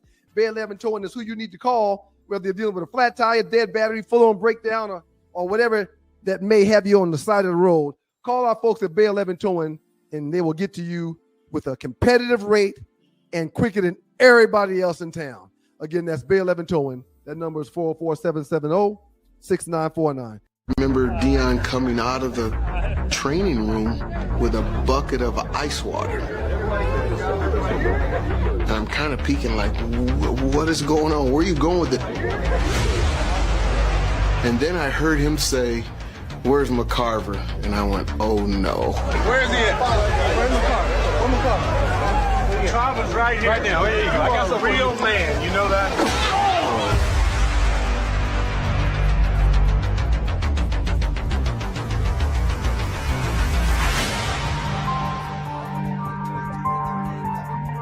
It was like a legal form of assault. It's your boys, the Two Live Stews. Doug Stone, Ryan Smith, the makeup of those stews, and this is your Two Live Stews experience. That is why the Sanders family has all of the problems that they have today. That's why. Listen, man, that was too much, man. Shit. What if that man would have caught pneumonia right there and died in a couple of days, man? That was too much, Deion. Do you know what made that happen, though? Do you know what escalated it to that point? Well, we talked about it earlier. McCarver made some very disgruntled comments. He made some very disgruntled comments about Deion. Basically, he called Deion selfish from going back and forth between the Braves and the Falcons. Yeah. Yeah. And McCarver's a baseball guy, so he felt like Deion should be with the Braves. They were in a playoff stretch, and Deion, I love it. I love when you throw water on a colonizer, but that was too much. It was that a lot. was not necessary, man. And that is why Kevin Stefanski is treating his son the way that he's treating him. That is why the owner can do something that we've never heard any owner in the history of owners ever do. I did not want that player. That is why Shedeur comes off the field when he's almost thrown for 400 yards and the team needs him the most. That is why. Black Diamond 79-4, and he kept filling the bucket up and throwing water on him. I believe he did it 3 times. Like 30 minutes later, everybody was gone from the locker room. Everybody was gone from the locker room. 30 minutes later, here comes Deion. McCarver. Fred G. Stu 42. Deion is an author, and he and his family's demise. Deion is an author of he and his family's demise. So I guess what he's talking about kind of is, ain't there a verse in the Bible, sins of the father? Yes. Sins of the father, man. Yep. Listen, you know me, I'm a Deion fan. I didn't like what he did to Jackson State. We're not going to even go back there. But that was unnecessary. I'm glad you brought that up. That was unnecessary to throw water on that dude 3 times. I'm glad you brought that up. At least. I wrote some notes down a couple of days ago and never got to this on the show with you or with Joe Ham on In the Huddle with Joe Ham that comes up on Wednesdays. Okay. You mentioned you're not a fan of how he did Jackson State. Mm-hmm. I'm not mad at Deion for the decision he made for he and his family to leave Jackson State and go to Colorado. You're on record. And I'm not mad at Lane Kiffin for the decision he made for he and his family to leave where he was at Ole Miss and go to LSU. Mm-hmm. I want everybody to understand how consistent I am. Mm-hmm. I feel bad for the players at Ole Miss. I thought they were done dirty. I think the players at Notre Dame has been done dirty because they don't get to go to a bowl game. We'll talk about that a little bit later also. But I'm not mad at the coaches for taking another job because we as humans do that all the time. Yeah. I don't give a shit about Lane Kiffin, Ole Miss, or LSU. So it don't matter to me one way or the other. I do care about somebody promising a bunch of HBCU kids and the program and the student alumni that he's going to do this, that, and the other, and absolutely doesn't do that. Walks away. He did it while he was there. All right, so let's get to the top 5. The top 5 is basically a competition. We come up with a subject, and we give you the top 5 things that we rank in that particular subject. We are right now at 24 and 24. And in this top 5, we let you vote in the Two Live Stews Facebook chat group, okay, on which list is the best. And I think Tree's looking forward to kind of give us an update on where we're at right now. And she's coming right now. There we go. That's what she said. That's what she said. I didn't mean it like that. All right, so here's the total, 24 to 24. The last one we did was the top 5 Eddie Murphy movies of all time. It's come down to this. We've been doing this pretty much since we came back to doing the show, and it's come to this. I won the last one, so I'd like for you to go ahead and give us your top 5 albums with no skips. What was the conversation that we had the other day that brought this up? We were talking about something, and I forgot exactly what it was, but I did remember the topic when you texted me last night. Yeah, I couldn't remember exactly what it was. So we got into great albums, yada, yada, and we said, you know what? That'd be a good one. Y'all were talking about, and I'm sorry for busting in. I can't. No, go ahead. Y'all were talking about Jodeci because we played the Jerry Curl gospel clip. That's right. That's right, Tree. That's why you're the best, Tree. Well, I didn't say all that, but she's right about that. And I made the point that Jodeci album was fire. Like, there's no skips in that first Jodeci album. You did that. First Guy album. Yeah. Before we go any further, you got to make a decision about your party. The party's Friday, right? Yeah. Okay. You got to make a decision. Either Tree comes or I come. It's up to you. Am I going first on the top 5? Tree bought a table, man. She coming. What did you pay to get into the party? Yeah. Is it my turn? It's my brother's party. I wish the hell I would pay for anything. I wish that. Yeah. I'm your brother's producer. I wish the hell I would pay, but I support him. Yeah. Thank you, Tree. No. Yeah. Okay, you chose. No problem. You chose. No problem. It's all good. So listen, for the record, I mean, Tree could have came in, +1 and all of that, but I couldn't just give her no damn table. No, the tables cost money. I couldn't just give her. Right. She could have got a seat, but if she wanted a table, she got to pay for it. Yeah, I mean, am I going first or you going first, sir? No offense. No, you going first. Give us your top 5 albums with no skips of all time. I will post the entire list after I get done with it.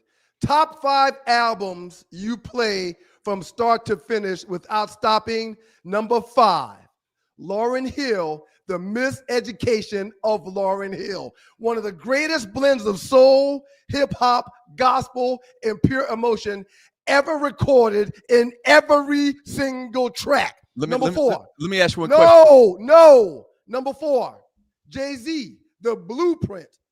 Soul samples, swagger, clarity, storytelling. He's one of the best to ever do it in all of those aspects of hip-hop. Even the deep cuts are legendary. Number 3, A Tribe Called Quest, The Low End Theory. Jazz rap perfection. Timeless, cohesive, smooth, you just let it play. Number 2, and my favorite of all time probably at number 2, the Notorious B.I.G., Ready to Die. It introduced a fully formed superstar in one day. It brought the dominance of rap back from the West Coast to the East. Created a little East-West battle, but at the end of the day, the West Coast was kicking our butts, and Biggie turned that tide. He's amazing, the best storyteller in hip-hop. And last but not least, number 1 on my list, it's spacey, soulful, lyrical. Not a single misses. The South got something to say, and they said it here. I'm talking about Outkast and AT-Aliens, baby. Number 5, The Blueprint, Jay-Z. Number 4, The Miseducation of Lauryn Hill. Number 3, The Low End Theory, A Tribe Called Quest. Number 2, Ready to Die, The Notorious B.I.G. And number 1, The South Got Something to Say, AT-Aliens by Outkast. All right, man, I'm not going to even get in the back and forth with you. I'm just going to go ahead and give you my list. Tree, put my list up, and you're watching the 2 Eye Stews Experience. Coming in at number 5, the Notorious B.I.G., Ready to Die. The album is credited with revitalizing the East Coast hip-hop scene, which had been overshadowed by the West Coast at the time. Biggie's complex lyrics, smooth flow, and honest depiction of raw emotions cemented his legacy as one of the greatest and most influential rappers of all time. You had it on yours, but I think you had it a little bit too high based on the rest of these I'm going to give you.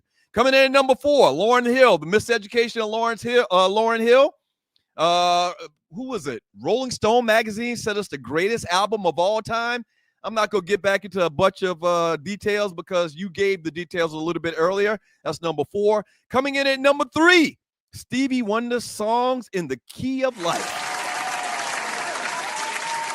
Stevie Wonder blended soul, funk, jazz, pop, and world music elements, showcasing the virtuosity as a songwriter and multi-instrumentalist.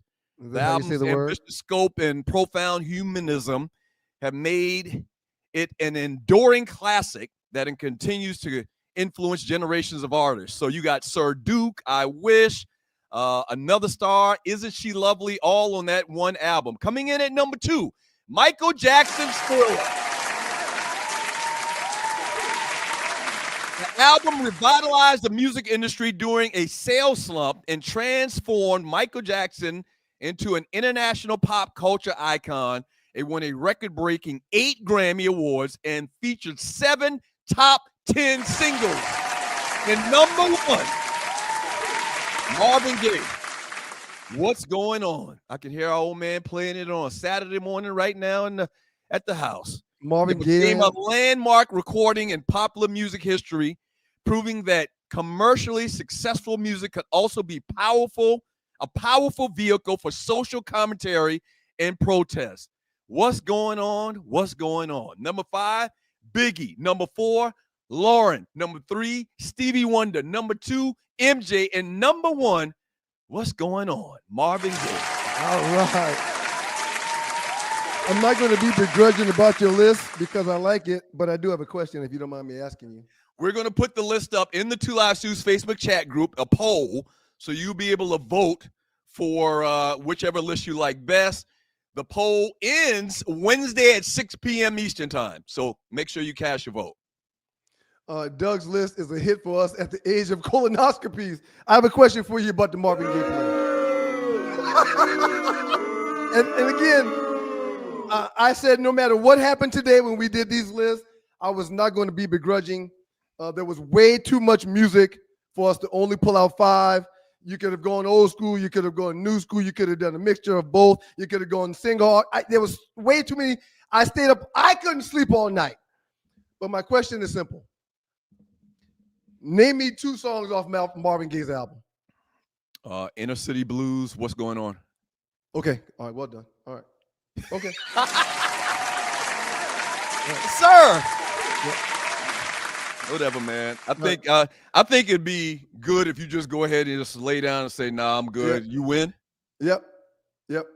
And now keep in mind, for the people that are tuned into the show for the first time, we've gone, right at 50 different competitions. You had me. You were 1 away from winning. Right. I came back from 6 down, I think it was. At one point in time, Doug, it was like 13-3. When you and Tree was cheating me. It was like 13-3. You were up 10 rounds, okay? And I started taking it serious and came back. But again, I'm not going to be begrudging about your list. I'm not going to do what people tend to do in situations like this. I'm going to tell you, good luck. I wish your list the best, and I'll see you on the other side. I feel good about my list. I like your list. Even though you had a few acts on your list that you couldn't have possibly heard because we weren't born yet. But hey, I'm not going to be. Hey, not true. I'm not. Nope. Tribe. Nope. Michael Jackson's a great play. I love Marvin Gaye. But yeah, man. Hey. Well done, Doug. I think you lost it in particular with Tribe Called Quest. You can't put Tribe Called Quest. It was a great album. What? You can't put Tribe Called Quest up against Stevie Wonder and you fitting the Marvin Gaye and Michael Peace Jackson. Fife Dog came in the studio with the stew, supposed to be there for 15 minutes, stayed for 2 hours. Peace Fife Dog. Rest in peace, homie. Yeah.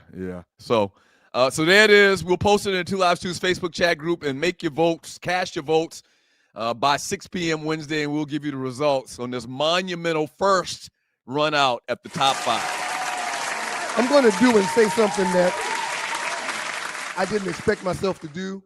And there will be a 2 Live Stews fantasy football report at the top of the 9 o'clock hour in about 26 minutes. Sir, I bet we have yet to talk about the Falcons. I said I wasn't going to do that. I said they don't deserve they don't deserve to be talked about. I said they're disrespectful to the city. I said the city deserves better. But 1 or 2 people hit me up and said, "Man, y'all got to say something about the Falcons." Sir, you want me to lead it off? I please. I just can't. As I mentioned earlier, I watched the Browns game. Much more intriguing, much better storyline than what the Falcons have put forth this year. We get 2 days a week to do 3 hours of sports talk, and the Falcons don't deserve to be talked about. Sons of bitches. Go ahead, I'm listening. The game was tied 6-6 at halftime. Okay? The game between the Falcons and the Seattle Seahawks was tied 6-6 at halftime. The Falcons ended up losing the game. Let me look at this. Make sure you do it right. Make sure you do it right. 37-9. I'm over it. What I'm the over it. fuck? I'm over it. At I'm over home. it, The Falcons were at home. Yep. The Falcons were at home. Seattle traveled all the way across the country. And that's another thing. When I was wagering back in the day, because I no longer play that game. I don't do that anymore. But when I was wagering back in the day, teams that travel east to west, right, time zone. That's a problem. Yeah. Teams that travel west to east, that's a problem. Yeah. The Falcons give up 37. The loss officially dropped the Falcons to a 4-9 season record and eliminated them from playoff contention for the 8th consecutive season. And on top of that, man, I read some reports, man, that Michael Penix Jr. may not be, the surgery he's going to have done, it may not let him come back all of next year. Oh, my Lord. It's worse than they thought originally. So Fontenot, Raheem, Arthur Blank, clean house. Get them niggas out of here. No, wait. No, hold on. I didn't mean to say it like that. I didn't mean to say it like that. It's pretty bad, man. It is pretty. Turn them niggas loose. No, I didn't mean to say that. No, I'm sorry. You never should have hired them niggas anyway. No, wait. No, I'm sorry. Just the hair. My hair is so tight. I just redid my hair. The braids too tight. The braids too tight. Why are we playing Rocky? Oh, because of the comeback. Like Rocky Balboa. The comeback is almost on. Thank you, Tree. It's time to go to break, and I'm a producer. Thank you, Tree. Boy, we got the best producer in all the producery. The comeback. Y'all vote. Let your voices be heard. The cheater and liars and folks that they have been don't deserve to win. Y'all do what's right. You put up a Tribe Called Quest against the great Marvin Gaye. Are you kidding me? Yep. Tribe Called Quest. Oh, man. All right, so we got to go to break. When we get back, man, last 48, the biggest memes in the Two Live Shoes Facebook chat group. Thank you for sticking with your boys. Pass the word, share the show. We really, really appreciate it. Don't forget to vote for the top 5. Bugging out. I mean, it's an historic album. Historic. Yeah. And Fife sat in the studio with us. I think that this might be the biggest blowout in the history of blowouts in the top 5. Which the number is right at 80%. Right. You're going to see. Whoever, yeah. All right, we're going to break. Don't go away. 2 Live Shoes Experience. Got his little cheerleader back there with her pom-poms. Give me a D. Give me a O. While he kicks his feet. Sitting in his chair, kicking his feet. Please stop showing that, Tree. Please stop showing that. Doug the Dick won't win. Listen, I played in the NFL. I've taken enough shots to last a lifetime. And let me tell you this. Taking a shot just to lose weight, that's not a smart play. That's why I roll with Brain IQ. The all-natural weight chews cut cravings, boost metabolism, and sharpen focus. No needles, no chemicals, no crash. Just results you can chew on. And Brain IQ is not just about weight chews. They've got a full lineup of all-natural products to keep your mind sharp, your body fueled, and your health on point. Skip the needles, choose natural. Order now. BrainIQHealth.com/REF/1LiveStew. Brain IQ Chews. Smart, natural, built for results.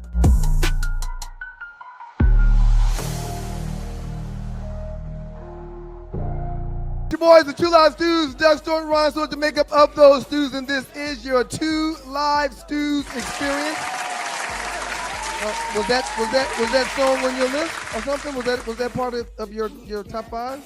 No, I was just showing that because Rest in peace, Shorty Low. It's a great indicator of black influence in this world. Where you got a bunch of little Asian children over there in Asia somewhere. Yeah. You know, trying to tie into the culture. Tree, show that one more time. Culture vultures. The great St. Louis Ron just said, culture vultures. It's interesting though. The Asians got rhythm though. Well, they're not like these folks ain't got no rhythm, but other people tend to be able to move their hips on beat. Yeah. Tree's gonna play that one more time. I thought that was real interesting, man, to see that. And we're always seeing these videos on social media with little or with Asian people. Hip hop culture. I'll say it after we show the video. They're killing it. Kip Gordon 3448. Put that back up one more time, Tree. Kip Gordon 3448 says the Japanese and Koreans are really black people. You know, KRS One always talked about the Asiatic black man. Yes, he did. I was just about to say that. We sir, were the first people on this earth, so everybody came from us. The videos that I really love. Have you seen the videos of the little African kids dancing? They do love them. Love them. Yeah. There's about 15 videos. They do routines. They all are boneless individuals. Oh yeah. So it's amazing how awesome they dance. They're like got these elaborate routines on dirt. Right. Like they kicking up dirt, no shoes, half of them not wearing shoes. It's incredible, man. Yeah, they do an outstanding job. All right. Man, I'm very excited about the top 5. I've received an overwhelming response to people via text. I appreciate you guys. You know that's not. I need you to make sure you go back. You know that's not true. You guys go back. Make sure you go back and vote. You know that's not true. You know it's not true. Let's get it in. Last 48, the biggest memes in the 2 Live Stews Facebook chat group. In the last 48 hours, roll them out. Miss Tree Taylor. Chat messages coming up a little bit later. We're also going to get into the story I mentioned earlier, Bud Crawford. Bud Crawford's in the news, and also a little known fact about the great Santa Claus. So stay tuned for that. I'm out of that game. I'm so happy to be out of that game. You mentioned the Knicks, your Knicks earlier. You're a Knicks fan. Yeah. How is that possible again? How'd that happen?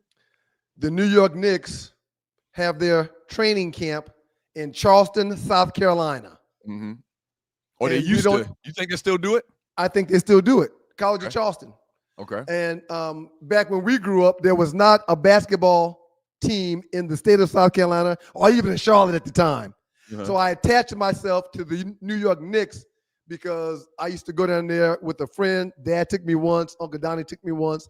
So, the New York Knicks are my team, and I am a Knicks lover. Shouts out to them. They're playing outstanding basketball this year as well. I don't think Bernard King was on the team, but my first job out of college, Foot Action USA in the Citadel Mall in Charleston, when they were having training camp, Doc Rivers, can't remember who the coach was at then. Doc was a player. Doc Rivers was a player. Long time ago. So the Knicks team came through the mall. They came in the store and everything, and real cool. Right. They did used to do. And somebody from Charleston's watching the show right now. Did Doc spend any money? Huh? Did Doc spend any money? No, they just looked around from what I remember. But it was pretty cool. Yeah. It was pretty cool. But happy 69th birthday. I'm sorry, Bernard King. Put that back up. Happy 69th birthday to Bernard King. Yep. A walking bucket. A walking bucket. A walking bucket, this man right here. Had knee injuries, had some health issues, but this dude right here, king of New York. He was the king of New York. You know who his game was like? If you had to, you're a little bit younger than me. Larry Johnson, Anthony Mason. No. Who? He was a scorer. He was Carmelo, but he was Carmelo, but better than Carmelo. Larry Johnson shot buckets, man, from outside in that corner, man. Yeah, I remember he was a Knick too, man. Larry Johnson was more of an enforcer. The great grandmama. Yeah, but Bernard King, happy birthday.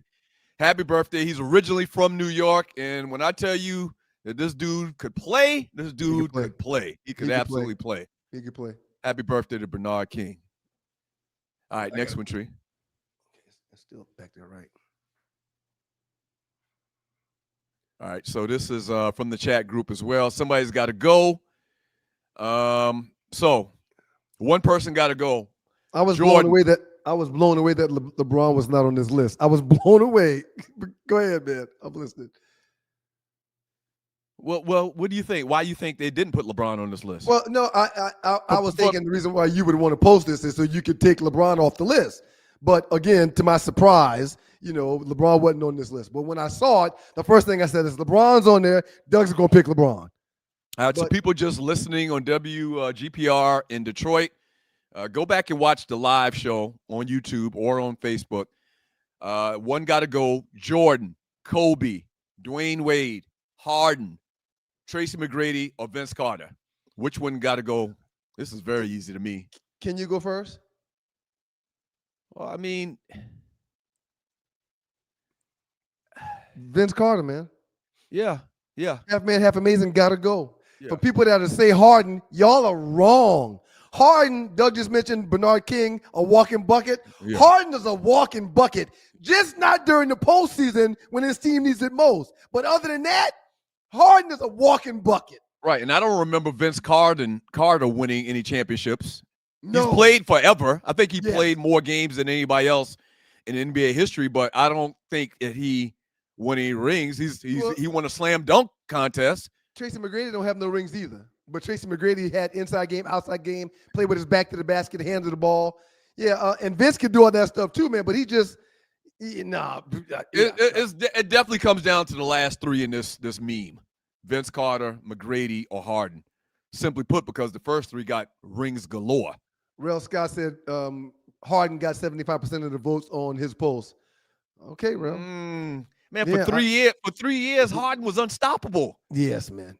Yeah. Now I know he doesn't show up in the playoffs, but as we just talking good basketball players, right? Man, James Harden was unstoppable for a couple of years, man. I think high riser when I think of Vince, and when I think of Harden, I think buckets. From Shedrick Moore, I used to sneak in the Coliseum and wait for the players by the bus to get autographs from Patrick Ewing and the crew. The cops always threw me out. Great times. Yeah. I didn't have the forethought to do that, Shedrick, but you're brilliant. At a young age, you were brilliant. Mm-hmm. Yeah, that was a big deal in Charleston, man. The Knicks coming down there. Mm-hmm. All right, next one, Tree, and you're watching Two Live Stews Experience. You're watching the Two Live Stews Experience. She's really taking her time today. You probably should talk to her about this. Just for shits and giggles, man. 69 Ford Mustang, Mach 1. It's beautiful. That's just beautiful. It's beautiful. That's just beautiful. I mean, somebody is really taking care of that car. They got it restored. They got it fresh. It is absolutely drop dead gorgeous. That's why you need to watch the show as well as listening if you're in Detroit. Yeah. Oh, yeah. This you know what I noticed, man? And I'm not just saying that because of the candy coated purple paint. I'm not just saying it because of the purple color. It's beautiful. We kind of preferential to purple being accused. Huge. You know what I kind of noticed when I was younger, when we were younger, cars used to come in a variety of colors. Mm-hmm. I agree. I want you to get on the highway and see how many cars are different colors other than white, black, or gray. Yes. Yep. I have some commentary about that. Go ahead. Oh gosh. Go ahead, Tree. So they're trying to dim us down. I mean, I know you don't necessarily talk in them and us's, but everything is gray, black, white now. The cars, the gremlins, people had blue fucking gremlins. I remember lime green. I remember lime green color cars being a normal thing. Numbs our senses because of the way the scheme is now, and it's being intentionally done. What do y'all think about this? The same conversation. Tree, pop back in for a second. Oh, damn it. The same conversation about these cookie cutter fast food restaurants. Those are also the colors have changed. Remember McDonald's and Burger King. In Red, fact, yellow, you always, colors and right. when you're mentoring me, you're always like, no, we got to do the colors like McDonald's tree, red and yellow. But now it's dumbing down. It's a box. It's a box. So fast food restaurants are boxes. You're right. Sit in traffic all day and do this. And there's complete subdivisions where you can buy 3 different styles of houses, these box houses, and they put up 200 home subdivisions in 3 months. In 3 colors. Yep. In 3 colors. It's 3 colors, 3 intentional. shapes. Yeah. I love this color. I love this car, period. But the color is fire. Cars. There used to be yellow cars, lime green cars.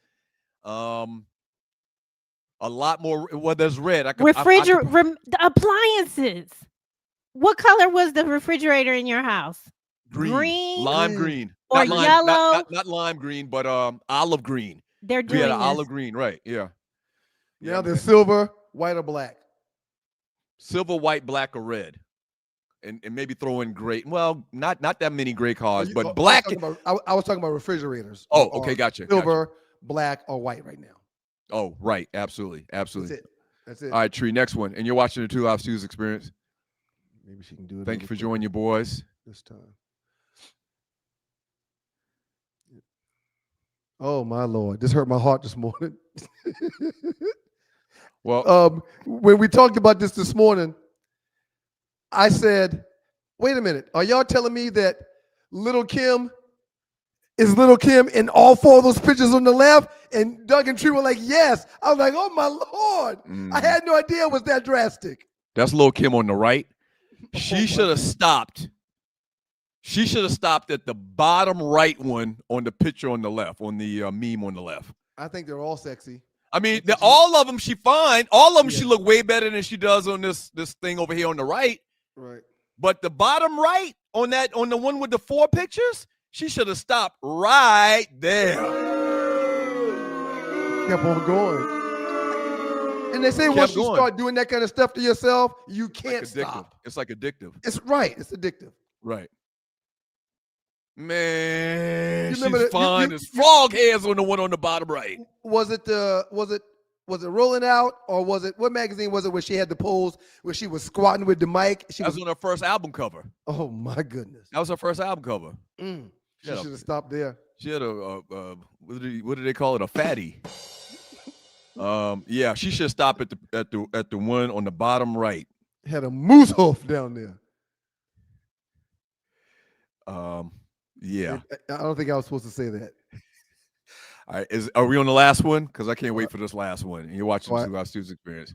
So I apologize to everybody.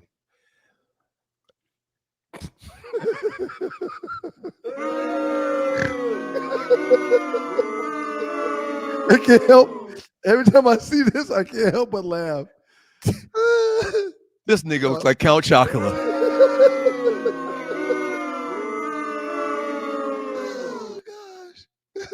Jermaine, no, he tripping, man. Okay, let's have a deeper conversation about this, man. Oh gosh. Okay.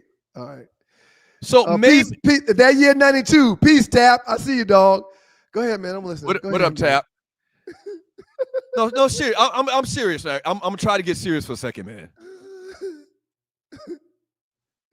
You know, in different areas they have different styles. Like I always give the example of dudes from New York, they all wear Timbs. They have no need. It doesn't get hot enough for them to wear flip-flops outside. Right. They wear shorts, jogging pants, slacks, jeans. In the summertime, they're wearing shorts, but they'll have on Timbs. Yes. Us, well, y'all wear flip-flops down south. We wear flip-flops because it's 100 degrees. It's 110 degrees, man. You don't need no socks on your damn feet. Do you think back in Gary, Indiana, somebody popularized this and made it where it's okay to walk around like this? I think he's a free spirit that doesn't care what people think. This is fascinating to me, man. Yeah, I think he's a free spirit that doesn't care what people think. He's a Jackson, so he's good and he's fine within himself. And he's got someone that is styling him that is taking advantage of him. They get paid for doing this, get paid for that. I'm gonna paint this ninja head today and tell them that's. But you would think out of one of the brothers, one of them would have pulled him in a room, closed the door, and says, "Man, you look like a goddamn fool. What is wrong with you, man? What is wrong with you?" Yeah, man. I don't get it, man. I don't get it, man. I mean, what would make Jermaine paint his head like that? I mean, why would he spike his hair up like that? Somebody taking advantage of that cat, man. What do you mean somebody's taking advantage of him? In what way? What do you mean? Oh, man, I tell you, man. Oh, yeah. He's paying somebody to style him, and they're like, "Hey, let's do this, let's do that." I'll send you the bill. Don't worry about it. Right, but what I'm saying is, Tito, Marlon, they're still around. They're still alive. Not one of them pulled him to the side, says, "Man, what are you doing? That looks ridiculous." Don't take it personal. Take the bit from the sweet. Easy come, easy go. That's good shit. That's good shit. St. Louis said Jermaine hadn't been to Gary, Indiana since 1975. Yeah. Because in Gary, somebody would pull him to the side. Right. I agree. Yeah, I don't know what he's thinking, man. Again, I don't know what he's thinking and why he would do something like that. Oh, God. Yeah, Tito is gone, but it's Jackson 5. I think it was 6 of them, actually. Was it 6 of them or was it just 5? That weirdo for wifing his own brother's baby. That's right. Ooh. That's right. Yeah, if you were to do something like this, that means that you aren't operating on a full deck, man. You don't have all the screws. Right. One of them sayings. Peace, Detroit. WGPR Hot 107.5 HD2 FM in Detroit. Y'all can watch the rest of the show on the Sports Rap Network or on YouTube. Stewart Media and Entertainment. Just pull us up. The Two Live Stews Experience. Because when we come back, I'll be doing a Two Live Stews Fantasy Football Report, but we won't be with you, Detroit. So y'all got to catch the rest of us on the app or going to YouTube. Got a 2-minute trespass coming up. Something tells me that it's going to be something with a holiday twist to it. But yeah, man, I don't know what Jermaine Jackson is thinking, man. Hey, who would win in a celebrity death match? Between who? The Count from Sesame Street or Count Chocula?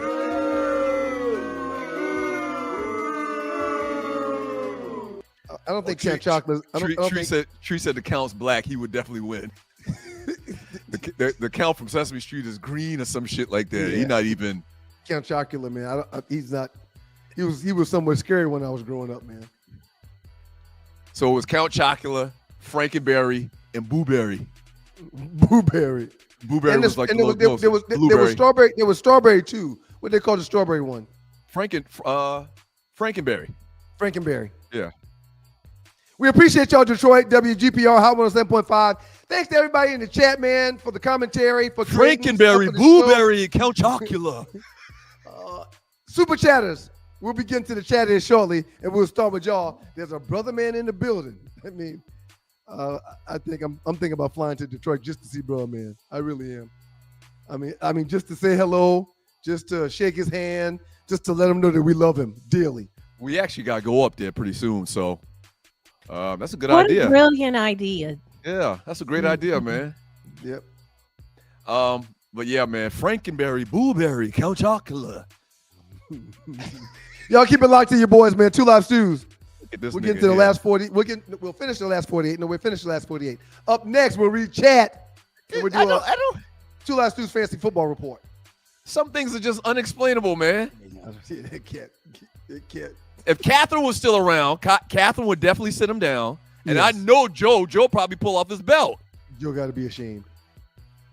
Joe looking down right now from the heavens above, man. Look at this nigga here. It's your boys, the Two Live Stews, Doug Stewart, Ryan Stewart, the makeup of those stews, and this is your Two Live Stews experience with me, your boy, One Live Stew, Ryan Stewart, and with the coroner himself, Doug Stewart. Hey, how dare you? How dare you alive and kicking. I'm sorry. And typically, man, when you do this, shortly thereafter, said person goes to glory. Don't do that. Don't put that on me. That's not true. Oh, I'm not going to put it on you. Yeah. I take that sentiment back. Don't put that out into the hemisphere. Catherine Jackson is not dead. I'm sorry. Maybe I'm confusing her with Joe. Joe is definitely gone, right? Is Joe not? Joe is still around too? No, Joe is definitely gone. Joe been gone, man. But Catherine, she's still here, man. Joe Jackson. You're watching the Two Hour Stews Experience. While you do that, man, I'm going to get into the fantasy football report for the Two Live Stews. It's been an amazing year. Yeah, Joe gone, man. Joe gone. I'm not happy that Joe's gone, but I'm happy I didn't kill him off when he wasn't gone. Everybody. Shut up, studio audience. I didn't mean it. That's neither here nor there. In the last fantasy football report I told y'all all I needed was one more win, and I was in. I'm going to show y'all the fantasy football score for my team, and I'm a little choked up because I'm a little choked up. All I needed was one win to be in. Y'all look at what happened over the weekend. 78.5 for. Damn. That's funny? I'm not laughing. It's the studio audience. That's funny? Not me. It's the studio audience. That's funny, man. They find it funny. You lost by less than 1 point? And if you would have won this game, you would have made it to the playoffs? If I would have won this game, I had a chance at the money. Wow. You know what I that's lost called? I lost by less than a point. Slept rock luck, man. Slept rock. You know what they call it? What they call that, man? Poetic justice. Why? Why poetic justice, man? Because you just some of the things you do, man, on this show. Hurt people. God don't like ugly. Hurt people really hurt people, man. God don't like ugly, man. You lost less than 1 point. It would have been different if you lost by 5 or 10 points. Okay, I lost by 5 or 10 points.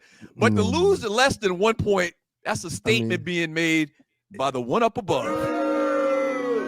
If a receiver, if a quarterback, if a tight end, if a running back would have gotten one more yard on my team, one, I win the game.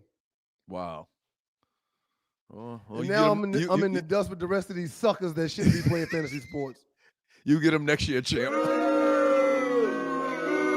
Hey, is that the end of your report? That concludes my fantasy football report. For the year? Looking forward to next fantasy football season. Yeah, man. Yeah. Good luck to all the participants that's still playing. You got enough energy to start up a basketball league after this play-in tournament BS? Not play-in tournament. What do they call it? It's a in-season tournament. Are you going to be a part of it? Boy, it's a large commitment with this fantasy stuff, man. And fantasy basketball is much every more day. It's much more tedious than fantasy football. It's every day. You can do it in fantasy football once a week, about an hour or so. But in fantasy basketball, if you're trying to win, it's going to take some time. Any interest in the fantasy basketball league with the Two Live Stews after the in-season tournament?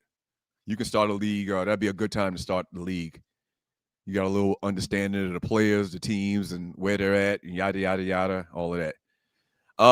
So the controversy between Terrence Bud Crawford, trending story number 3, in the WBC centers on unpaid sanctioning fees for his recent fights, leading to the WBC stripping him of the super middleweight title. Did you know that boxers paid fees to these commissions, these boxing commissions? Did you know that? I learned that about 5 or 6 years ago because a buddy of mine is really big into boxing, and he was talking about it because he didn't think it was fair. So I had forgot that until this stuff with Crawford came back up. But yeah, I did learn that a long time ago. So bottom line is Bud doesn't want to pay it. He thinks it's stupid. I think it's stupid too. What sport does the athletes pay the league? To be a champion. To be a champion. And he also said that the belt is nothing but a trophy anyway. So fuck it. Take your shit back. I don't care. And which is what I was going to say. We all know who the champ is. Right. And when we see him more times than not, he's not going to have a damn belt with him. We're going to be like, oh, that's the WBC. That's the champ right there. That's the champ. That's the champ. And Tree, go back to the last, if you can remember the last text. All those sanctioning bodies are corrupt. WBC, WBA, IBF, WBO. They've all stripped fighters of their belts for not paying their fees. This sounds like a mafia thing. You know, boxing is very shady, very crooked. Well, cats used to probably still take dives. Earlier, we talked about the governing body of sports or said owners of sports that all sit at the table and make their sports decisions. We talked about it just being crooked. It's the same thing here. Why the fuck would I pay you? I'm out there fighting. I'm risking my life. Why would I? And big money, too. 6 figures. Big money. Real money. Now, part of the fees, in reading the story, part of the fees goes to a kind of like a slush fund for health insurance. Okay. That's just like we would do at any job. They would take part of our check to pay for our health insurance. Right. I get that. Right. But to pay you just because you can't fight? But you're organizing this? I don't want that damn green belt anyway. Nobody cares about that damn green belt. Yeah, fuck that green belt. I mean, I'm 56 years old. I'm a big boxing fan. I had no idea. But St. Louis Ron's right. Boxing champions are called champ, like former presidents are always called president. That's right. Absolutely. When we see Mike Tyson, we call him the champ. We call him the champ. Evander, we call Evander the champ. We see Roy Jones Jr. Hey, champ, come in for a second. Then y'all take that belt and shove it up your bunkie. From Ralph Scott, that's how Martin got his title when he went against Tommy Hearns, laugh out loud, CBC champ. Right, classic episode of Martin. I had no idea it worked like that, man. That the actual boxers, the people that put their life on the line, literally and figuratively, have to pay somebody else to box. I'm very happy to see Bud say, "Y'all kiss my grits." Whatever. Now, maybe the promoter. Maybe I could see a promoter paying some type of league body to keep his license to be a promoter.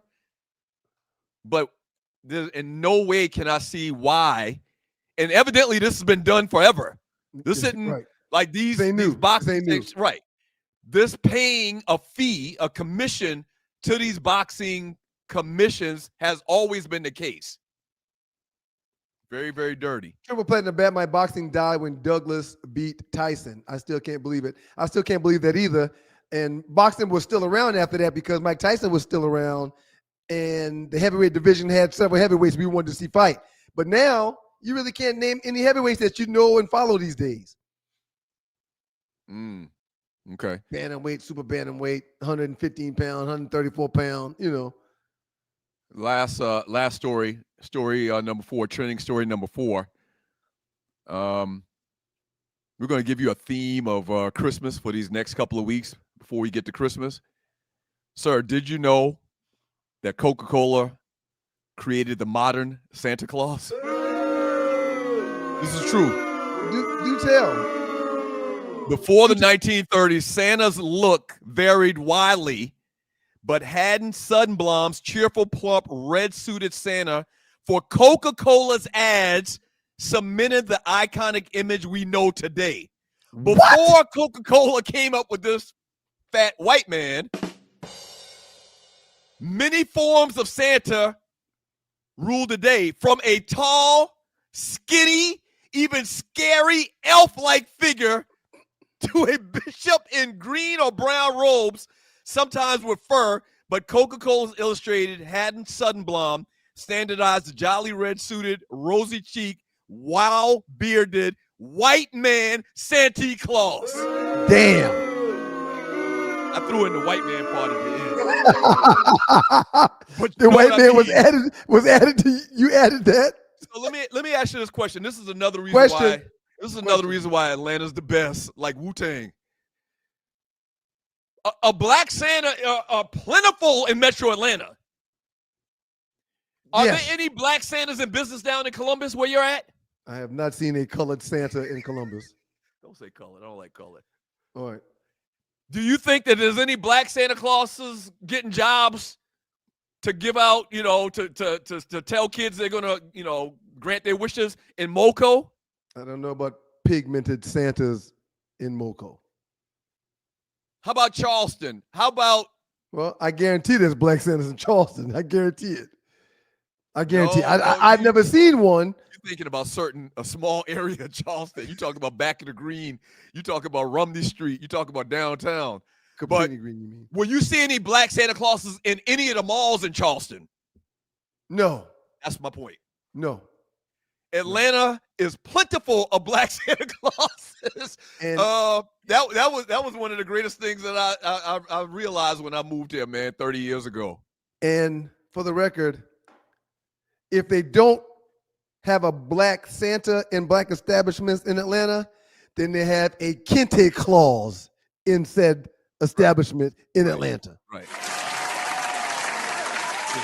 For years, when we moved down here, we still made our appointments for Greenbrier to go take Christmas pictures with the kids. They sat on the black Santa at Greenbrier 3 years after we moved here. We were driving back and forth to go see Santa at Greenbrier. So West End Mall is pretty much done. I think TI is going to turn all of the stores into like condos or houses or something like that. Greenbrier Mall is on its last leg, man. Just for shits and giggles, like a couple months ago, I was on that side of town. I was like, let me go in Greenbrier. St. Louis Ron says South DeKalb Mall. I remember the black Santa there. That's too. Atlanta. That's Atlanta. Yeah. I'm saying Metro Atlanta, yeah. Yep. I walked in Greenbrier Mall, man, and no lie, 40% of the stores are closed. Their gates are down. I'm going to say this. There was 10 to 12 jewelry shops and 10 to 12 sneaker stores. That's pretty much it. That's all, and maybe not even that much. That's all in Greenbrier Mall is jewelry stores manned by foreigners and sneaker stores. They got 5 different versions of Foot Locker. Foot Locker North, West, East, South, kids, babies. Foot Locker for pets. They got Foot Locker for pets, man. Real quick, man. And I'm not trying to be discouraging here, or I'm not trying to label our people, but ninjas love fake jewelry and sneakers, man. We do. I mean, we do. We'll go spend $100 to get a blinged out fake diamond necklace, and we love a pair of sneakers, man. Yeah. From Fred G. Stu 42. I don't do Santa Claus black or white. You're a grown ass man. You don't care about Santa Claus. I mean, Santa Claus is for your children. The gig is up over here too, man. Oh yeah. Santa's dead over here. Throw that meme back up one more time, Tree. That comment. Several parents that played soccer, several parents that have kids that play soccer with Morgan have hit me up telling me to make sure that my daughter doesn't talk about the lack of a real Santa to their kids. Right. Well, she's going to play the game. Don't worry about it. Julius 29C, people killed them all by shopping online. I would agree with you, but I go in some malls, they're still thriving. I hadn't been in the mall 2-3 years. Amazon absolutely is taking a chunk out of all of that business, but I'll go in Cumberland Mall, even this mall right around me. I live in Dunwoody now. Perimeter Center be thriving. It be buzzing. But some of these malls you go in, they on their last leg, man. Lennox still popping too, ain't it? Lennox still popping? Fuck. Oh, shit. Hold on. Is my mic working? Yes. Fuck Perimeter Mall. You got to pay to park there. Oh, yeah. Not bullshit. All the spots. 75% of the spots, yeah, you got to pay to park. Pay to park at the mall? It's ridiculous. It is ridiculous. Well, that's why they have no business. Perimeter is thriving. Like I just said, Perimeter is really, I'll go in there right now, is busting. They're flying off the ceilings. Why would you pay to go park at a mall? Why would you pay to go spend money? Not all of the spaces are paid to park. It's just, but there's great audacity in this city when it comes to getting you to pay to park places. Yes. The audacity is unmatched. I need some sun next to y'all. I look, Yeah, you do, Tree. You look real. oof, Yeah, you do. giving Snow White. You need some color, Tree. Tree, Detroit's probably very similar to Atlanta in culture. They had black Santa Clauses all over Detroit when you were growing up. Of course, Northland. Maybe a different weave too. I like to wear weave. I'd get it professionally done, but this is my hair, and you know good and goddamn well it is. Is it? Next story. Is it? Next story. Yep. Tree, you ready to get into these messages from all the chatters? I am. Thanks, everybody. Thank you for your donations. Thank you for tolerating one of us. The picture of Count Dracula made you pop that collar, huh? Your collar's up like I like men's shirts. It's actually collar's Count up like- Chocula. It's Count Chocula, not Dracula. That's a vampire. And I always It's a do big this. difference. I like a man's shirt. This is from Nordstrom. Tree, what are your thoughts? What's your theory on why Jermaine Jackson would come out of the house like that and think it's okay? Because I don't think that he has friends, but I kind of think he doesn't have friends because he doesn't listen to anybody. And at some point, everyone is just like, let him do what he wants. Because when you marry, is the thought to marry JP or vice versa ever been in either head of yours? Why would his alleged friends want to walk around when he's looking like that in public? He can't possibly have any friends looking like that. Who is he with when he's in public? Nobody. Does he even have a woman anymore? Do his kids I'm sure he's still engage him? Wow. Not in public. He's disgusting. Is that Beijing? Yeah, that's some form of Beijing. That's like the superpower version of Beijing, though. The one in the can. Right. I mean, I've seen there's better hairdressers, better barbers in Atlanta that could get him together. Y'all wearing your collars kind of the same, Tree. Well, then so be it. Thank you, Loose Neck. Prairie View, you Thank got you, Loose one Neck. job. So Thank you so much for your donation. Will y'all be favored in this game, man? We have to be favored. Okay. So do you remember Prairie View went 10 years without winning a football game back in like the 80s? I do remember that. So they've turned it around. Matter of fact, both coaches for Prairie View and for South Carolina State are the bros. Both of them. Loose Neck said, Jermaine is that bat out of hell we were warned about. You crazy as a bat out of hell. Right. You crazy as a bat out of hell. That's pretty. Yeah, but did you just hear what I said? I don't want that to go overlooked. Yes, both teams playing in the Celebration Bowl are the bros. They're coached by the bros. Coached by the bros, right? Yep, we the bomb, man. Yeah, y'all are truly. So, Doug, how long ago did you leave that show to at Trees? From Jew Jams 4, thank you for your donation. The Indiana Jones experiment is over. In comes the white Willie. Who? Beeman in comes. Who is that? The white Willie Beeman. Explain that. Thank you, Jew Jams 4. Educate me. In come the white Willie Beemans. I'm not sure what he's referring to. Beeman, like Willie Beeman. Remember who Julius Willie James. Beeman was? Jamie Foxx in that movie? Yeah. Oh, is that Sunday's Any Given Sunday? Any given Sunday, right. That was a really good movie. Shouts out Julian James. Thank you, Julian. That's another. Never mind. I'm so happy to top 5. I'm so happy you're about to win, Doug. Congratulations. I'm not giving no more. I'm not giving no more. Yeah, I don't. The only way he wins is if you rig the system somehow. Right. I know. Which I don't doubt. I didn't even participate this time. Nobody. I never got any. I don't even know this was what y'all were doing. I know everybody watching. Who tells it? Everybody watching this right now knows you're trying to put on a good face. You know, it's political, but you know you're not going to win this top 5, right? You suck. We're gonna let the people decide. No, you're the one that sucks, Tree. They got your phone number in the bathroom stall. Go ahead, Tree. Why would you say something like that, man? You be taking stuff too far. Go ahead, Tree. Go ahead. Just ignore John Mims, turn the Wi-Fi off. That will break the kids. Talking about, I guess, your children. Let me ask you a question, man. You're watching Two Lost Two's experience. This all comes from the. Sean, I'm thinking about that for real. What's it called? What's it called where these kids don't talk to their parents? No. Oh no! Oh, no contact. No contact. No Yeah. contact. If you turn off the Wi-Fi at your house right now, Right. Well, not now because they're at school. okay, what Take would them to the happen? library. What would happen if you turned the Wi-Fi off where they couldn't During get the online? break?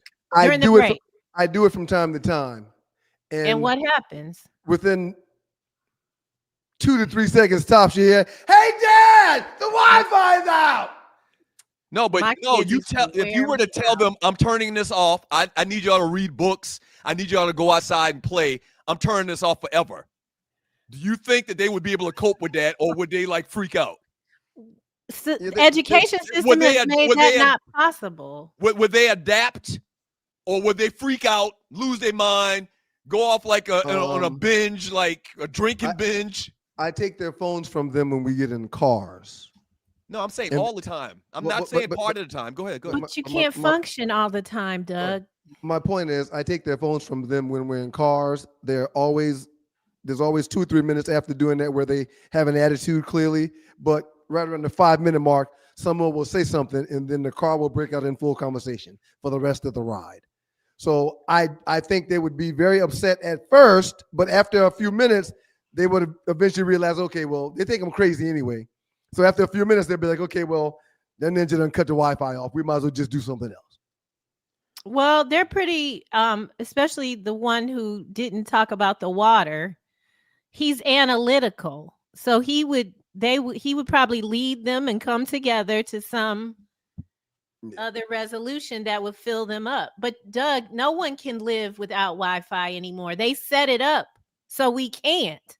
We gotta have Do you have a phone in your house?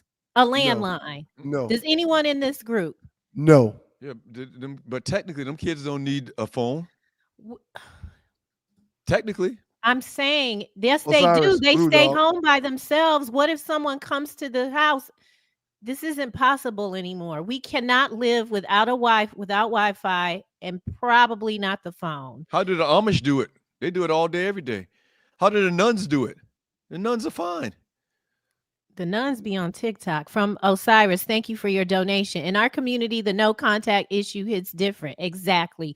Growing up poor flips roles. Too many parents lean on their kids for money or emotional support, turning into a burden instead of the ones pouring into their children.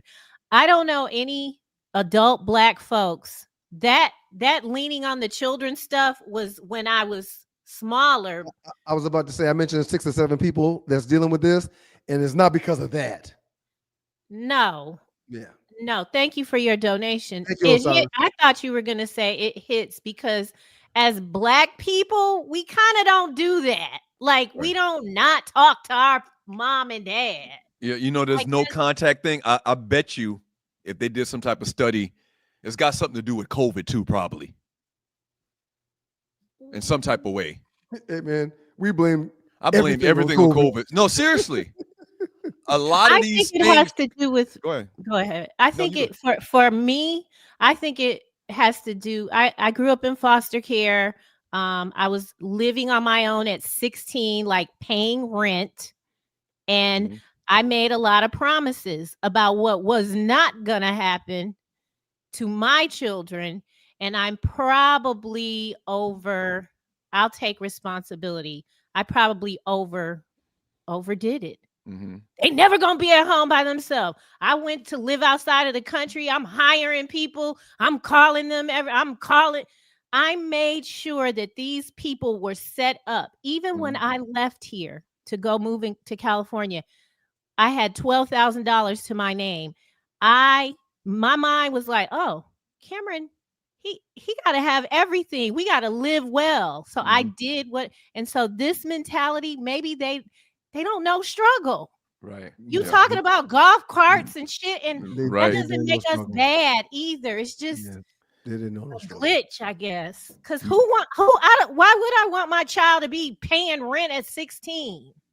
Now, at some point, Thank you, Rel.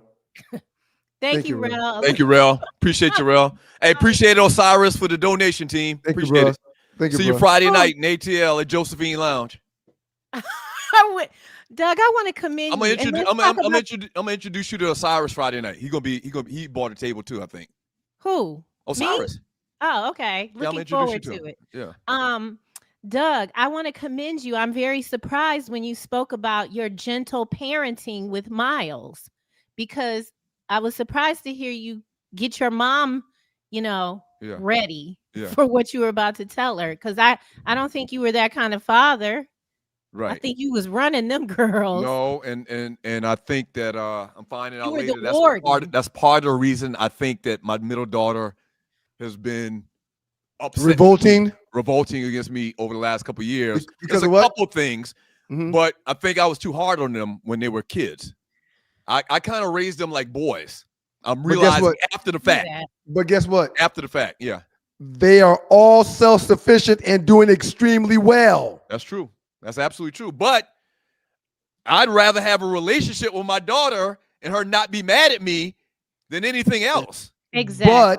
But maybe if you would have loosened the reins, they would have been leaving the house at midnight, hanging out with boys and doing that kind of stuff, or drinking and driving. It's very true. Yeah, I mean, again, man, our parents weren't easy on us. Right, and I've kind of backed off from her on a lot of things just so I can make peace.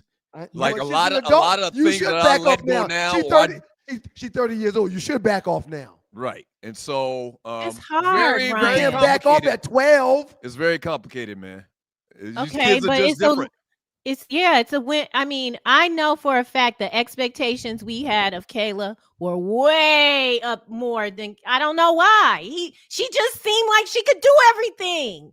Right. She could do everything. I took her in the studio with me when she's 9 and 10 years old. One time, this is how you use Adobe Audition. Cameron, he wasn't like that. And so I know that I have my responsibilities as well, but I don't like this. I am the disciplinarian. I was the also warden. Their best friend, and that causes problems from time to time. Amen. Because when the disciplinarian comes around, they don't want that, but they gotta have it, because if they don't fear me, or if there's no consequences to what they do that's wrong, then why, when they get away from me and out of my house, will they not be doing things where there's consequences for them doing it?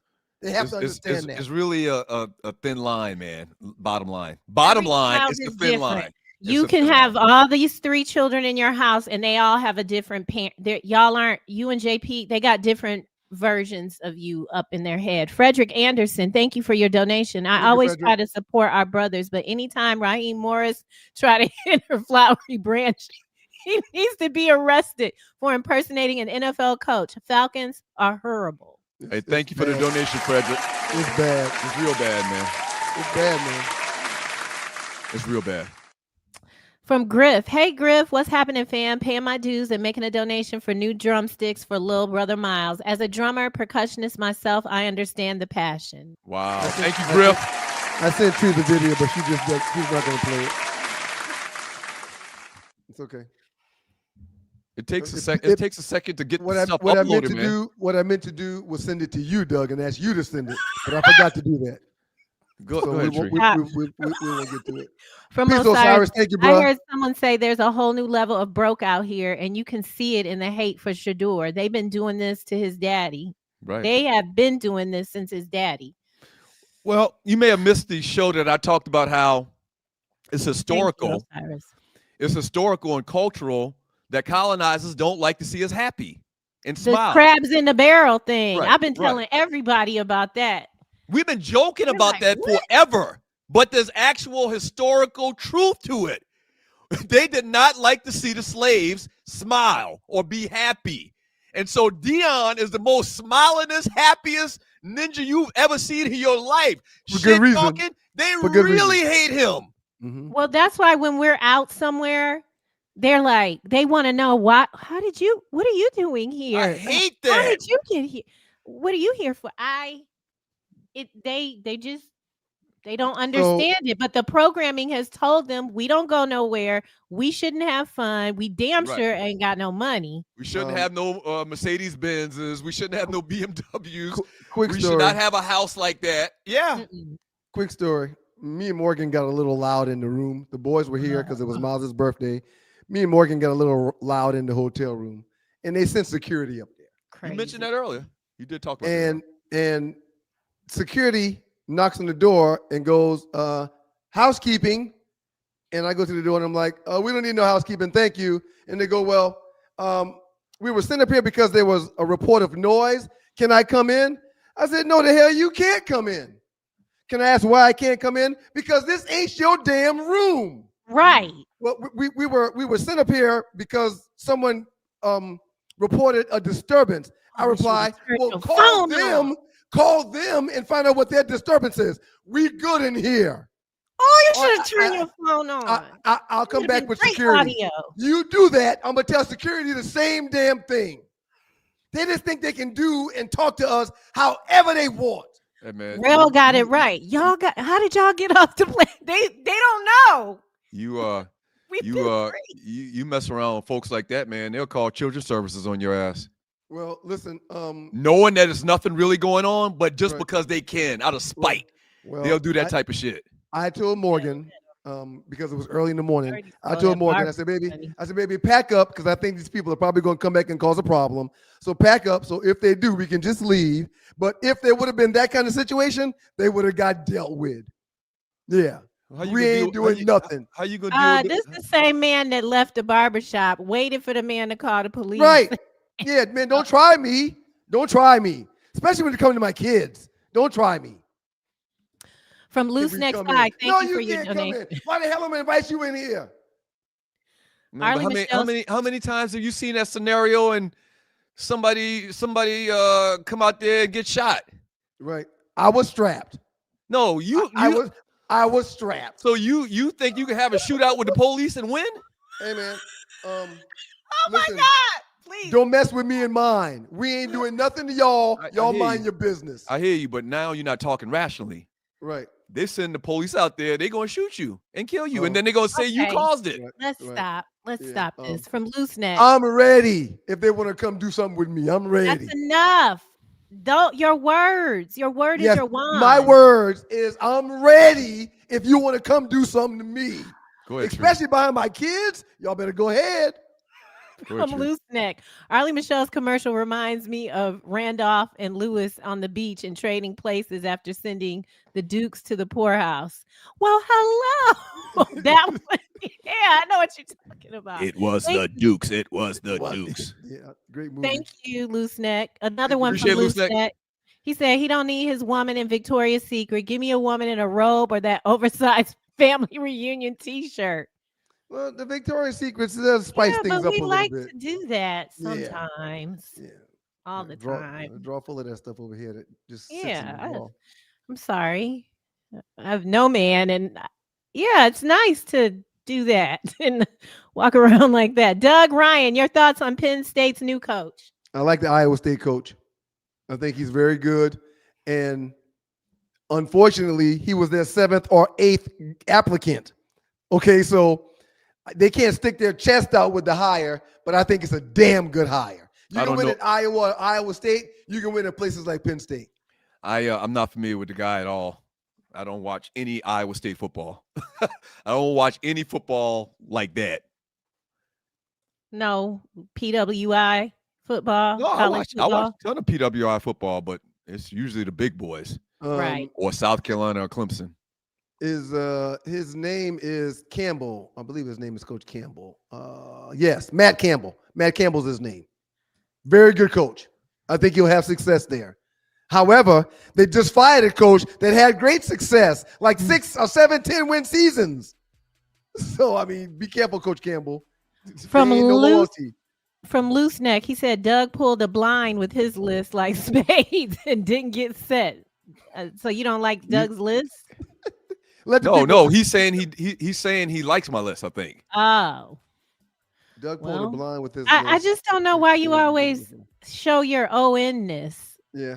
Right. Like you'll be going in a good direction, and then to put Marvin Gaye at no, I'm not doing it. People will decide. Stop it. From Mr. Unloved Fours, I thought that the 5 power conference champs got auto bids to the CFP. Duke won, but didn't get in. That's what I mentioned earlier. I make it make sense. You got to make it make sense. Yeah, and it's the second time they've stiffed the ACC in the last 3 years. I think across the board they feel like the ACC is a weak conference. FSU was undefeated, did not lose a game. lost their quarterback and did not get in because of a lost quarterback. But they put Ole Miss in after losing their coach. Make it make sense. I think the common theme is the ACC is weak, even though Clemson's won about 3 national championships over the last decade and a half. Miami got in. Miami. Good right. morning. Good morning. Good morning. I apologize. Miami did not get in. I apologize. Well, Miami did not get in. Miami is in. Miami's in? Yeah. I thought there was no ACC teams. No, Miami is in. That's what the argument was on why this was acceptable not to let Virginia in, or not Virginia, Duke in, is because they let in Miami. So it's kind of like they killed 2 birds with 1 stone. With all due respect, shut the fuck up. It's time for Brother Brother Man. What up, Brother Man? Brother Man. Peace, Brother Man. What up, though, Doug, Ryan, Arlie, and Tree? Very good list, guys. He's agreeing to make a top 5 list. He says it's difficult to make one, and here's his. D'Angelo, Brown Sugar, Mary J. Blige, What's the 411? ATCQ, Midnight Marauders. Who is Jill Scott, Prince, Purple Rain, or 1999? Have a wonderful day. We will. We thank you. And then he came back again. He came back again. The Brother Man. I love a man that keeps coming and coming and coming. Sorry. Thank you, Brother Man. I work in the automotive industry, and it is also cheaper and quicker for the companies to make the vehicle. But I agree that the muted colors are also a way to dumb us down or express our individuality. Okay, so it's a cost situation. Yeah, if you got 15 different types of paint, you got 15 different types of prices to purchase said paint. So if you make it white, black, and silver, keep it moving. Right. You're saving costs, cutting costs. And it's probably easier to sell. Brother Man, you in the auto industry? Are y'all hired? And not only that, Brother Man, I'm in the market for a car. I want to do whatever you do. I'm in the market for a car for my you young. do what my you 16-year-old. do. Yeah. That Brother Man, thank you so much. Thank you, You're Brother so Man. kind. If anybody has an old bucket that's a good serviceable car that is trustworthy, holla at your boy. Let me take it off your hands. Oh, because you're. So you've warmed up to the idea of getting them a bucket. I've learned just to let a fight. mechanic give it a once over before you buy it, and you good. I've learned to pick and choose my battles, and this is not one I'm going to fight. I cannot get that off my mind all weekend. Like, how could I find someone that just says yes to me all the time? Well, no, it's not all the time. I pick and choose my battles. Yeah, but most of the time. Yeah. And if our parents didn't entrust us at 15 to drive, then it would be hard for me to say no. But they gave us the keys as quick as they could. I was about to say They was gave us the keys driving as quick as they could. Sir, we were in the woods with shotguns at 11 and 12. That's true. Yeah. That's true. Yeah. And we were driving around the neighborhood without licenses at 11 and 12. We had BB guns at 6, 7, and 8. Yes. Yeah. From you shoot your eye out. That was us. From Loose Neck Side, Count Chocolate got us kids hooked because it turned the milk. Exactly. I'm telling you, us kids. Right. It was fascinating. Rice Crisp, Cocoa Pebbles turned the milk chocolate too. Right. Also, I love Count Chocolate and Blueberry. I was a fan of Blueberry. No Post cereals. Post cereals were lowballing. I'm a Kellogg girl. Okay. That's Michigan stuff. From Earl McDowell, the real Santa Kente Claus will be calling in on Monday, December 22nd. He better be in my inbox soon. Thank you, Brother McDowell, for the donation too. Thank you, Brother McDowell. Real quick, the great Rel Scott says, I got a 2015 Kia Spectra, 84,000 miles. All you need is the transmission. But it's also in Pennsylvania. Well, I could get it shipped. And 84,000 miles, and it's a 2015. How much is the transmission? All right, transition probably gonna cost you $4,000 for that type of car, I would guess. Then it's worth it. Ryan, I have a 2008. Okay, never mind. Nothing that you drive, Tree. No, thank you. I'm not selling you my car anyway. From Rel Scott, Tree, be honest. Is that Doug's T-shirt? No, Doug would never be in Nordstrom's. No, it's my shirt. From Griff, this no contact is a real thing. I had to step back after always reaching out 99% of the time. As a Gen Xer, I didn't do that to my parents. Right. Did y'all ask y'all's parents for money when you were grown? No, Like, never. I've at never what- asked my no, never. When I left to go to college, well, not nobody college. to I've asked them for money during college, but I've never asked my Griff. parents for any money after I graduated college ever. The entitlement is also really different now. We didn't do that. From the Real Bill, great show, Stu's Tree Arlie. Keep raising the bar. Thank you, the Real Appreciate it, Bill. the real Thank you, Bill. Bill. Thank you, Bill. We appreciate you, player. Pass the word. Tell people. Peace, Shedrick Shedrick Moore. What up, family? Thanks for another great show. Thank you, Shedrick. We appreciate Thank you, you. player. All right, we're about to get up out of here. Let's go ahead and knock it down. Every time I see Shedrick Moore's name, man, I just want to say thank you, brother. The video is awesome, man. I looked him out over the weekend. He was he's the video historian We'll never for our see high school, and he put together everything else. He put together, what do you call it? Highlight reels. Highlight reel. From high school for me and for Ryan. You can go to YouTube and check it out. Chief Rocket Church Jersey Vern said Ryan Melvin will help you get a good car. Okay. I got a couple people looking into it for me. What about Fly Tie? They got something on that lot that nobody, it's the end of the year too. Melvin Echoes probably is a good call. Absolutely. Absolutely. Yeah. That's right. That's a good call. All right, Melvin, holler at your boy. And you know man. Melvin not going to try to screw you. That's Melvin right. not going to try to screw you. He's going to give you a good deal. Hey, Ryan, yeah. I got you. I can imitate his voice. All right, I'm not going to do it. From Big Kev 3036, Notre Dame doesn't play on ESPN. They are with NBC. So that's what he's saying. The politics of it is they don't do business together. They're not in bed together. That's why they didn't make the playoffs, Notre Dame. That's my email right there, Melvin. Holler at your boy, man. Anybody that's got a card that you think your boy could use, send me an email. I'll holler back at you. From Triple Platinum Batmite, am I Peace, the only Triple one Platinum. who had to quit drinking around 45 because one beer would give me a hangover the next day? What kind of beer is it? You can't be drinking no Schlitz malt liquor. Inflammation. The last malt liquor I had was in college. I had a buddy that told me he was throwing up last week because he drank too much, and I don't do that anymore. A grown up. Let me tell you the best beer on the market. That goddamn Modelo. Modelo's a good Modelo beer. is a good ass beer, man. The regular Modelo or the dark Modelo, they're both really good. Real like good beers. I'll take a Modelo before I'll take a Corona. I'll drink a Corona. I'm not a Corona fan. I like Corona, but Yeah. Modelo is even better. Yeah. Mexicans sure know how to do beers. Damn. I'm racist all day. Digiblock 24 used to listen to you fellows on 680 The Fan years ago. Are you new here? Thank you for being here. Thank you, Welcome Digiblock back. 24. It's actually $7.90. Yeah, we've never been on 680, but we get the point, and we appreciate No, it. we did 680 for like a month. No, we didn't. Well, you did fill-in Yeah, work, and we I did. did like 3 shows. I remember you did a fill-in spot too. Just But keep yeah, going. we weren't there. But We no. weren't there. Yeah, we weren't there long. They weren't there. Till Dog 12. Tree is gonna bring in that giant wooden penis to the. No, I'm not gonna say what I'm gonna. Till I'm not Dog bringing. 12. I'm not bringing sand to the beach, sir. What's the spread on have they given spreads out on these first games in the playoffs?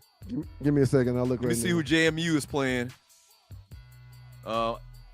I'm guessing whoever JMU is playing, they're getting 14 points probably. So JMU is pimp playing named Oregon, 12 versus 6. JMU versus Oregon. I'm saying Oregon's gonna be favored in this game by 14, maybe more. Vern. James Madison is favored. James Madison is getting 21 points. 21 points. Tulane is getting 16 and a half over Ole Miss, from Ole Miss. What's the point, man? To be politically correct, to give the little guy a chance? It's supposed to be about the 12 best teams. Well, my point is James Madison and Tulane are conference champions, and they're in, but the ACC's champion is not in. Make it make sense. No one's making it make sense. Yeah, but I think somebody said there's a threshold of games you have to win, or as many games you lose. You can't lose more games than this, or something like that they were saying earlier. Hey man, what's the purpose of a championship? What's the purpose of a championship? Well, what it's going to do is kind of compel some of these conferences, like ACC. The ACC might get rid of the conference championship because there's no point.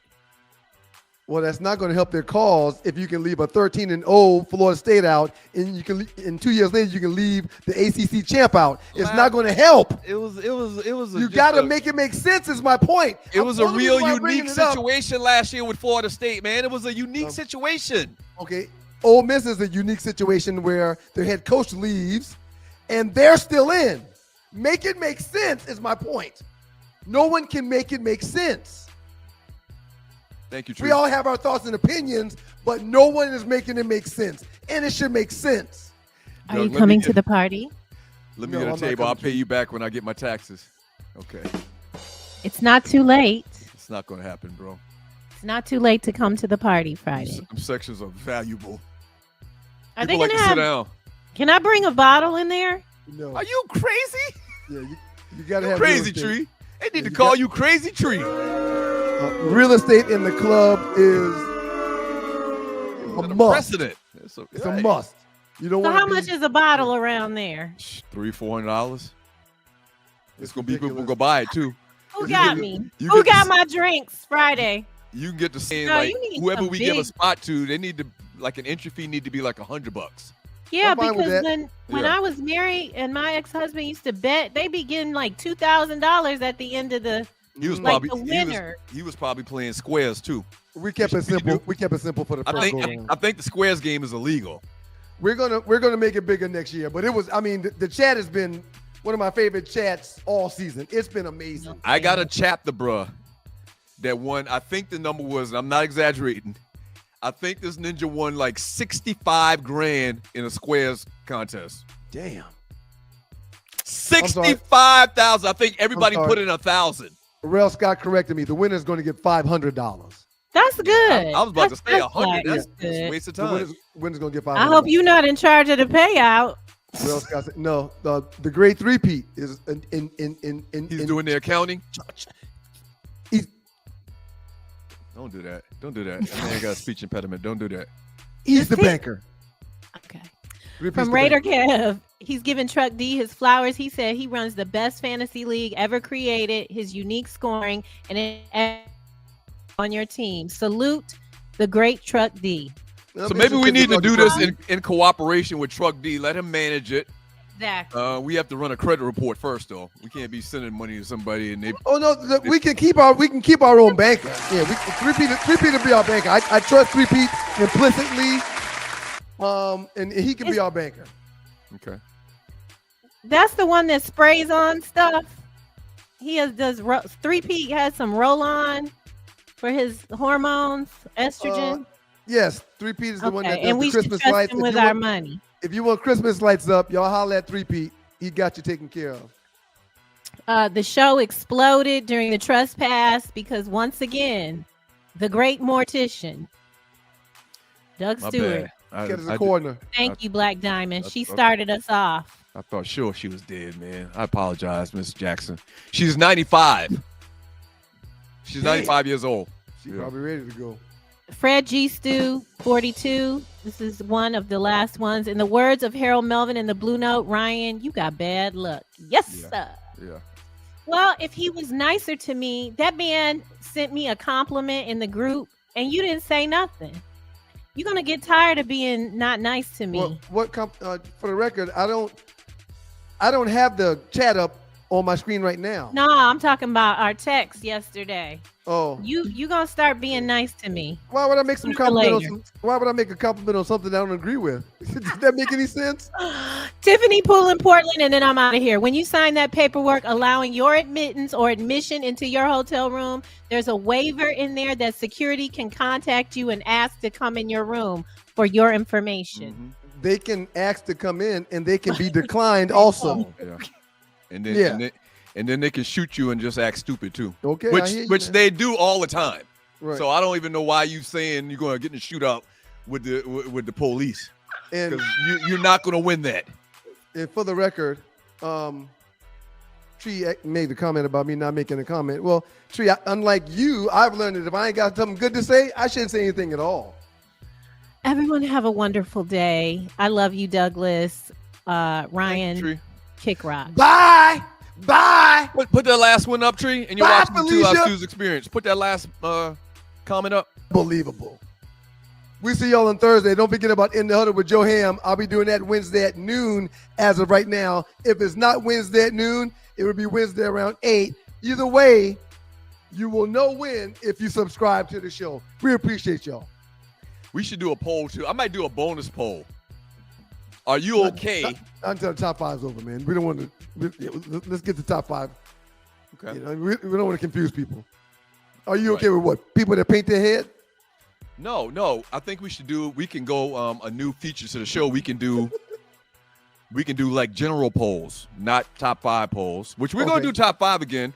Like we could put up a general poll. Who do you think is responsible for Jermaine Jackson thinking it's cool to walk around with a half a can of paint on the side of his damn head? Hey, man. Is Catherine. Go ahead.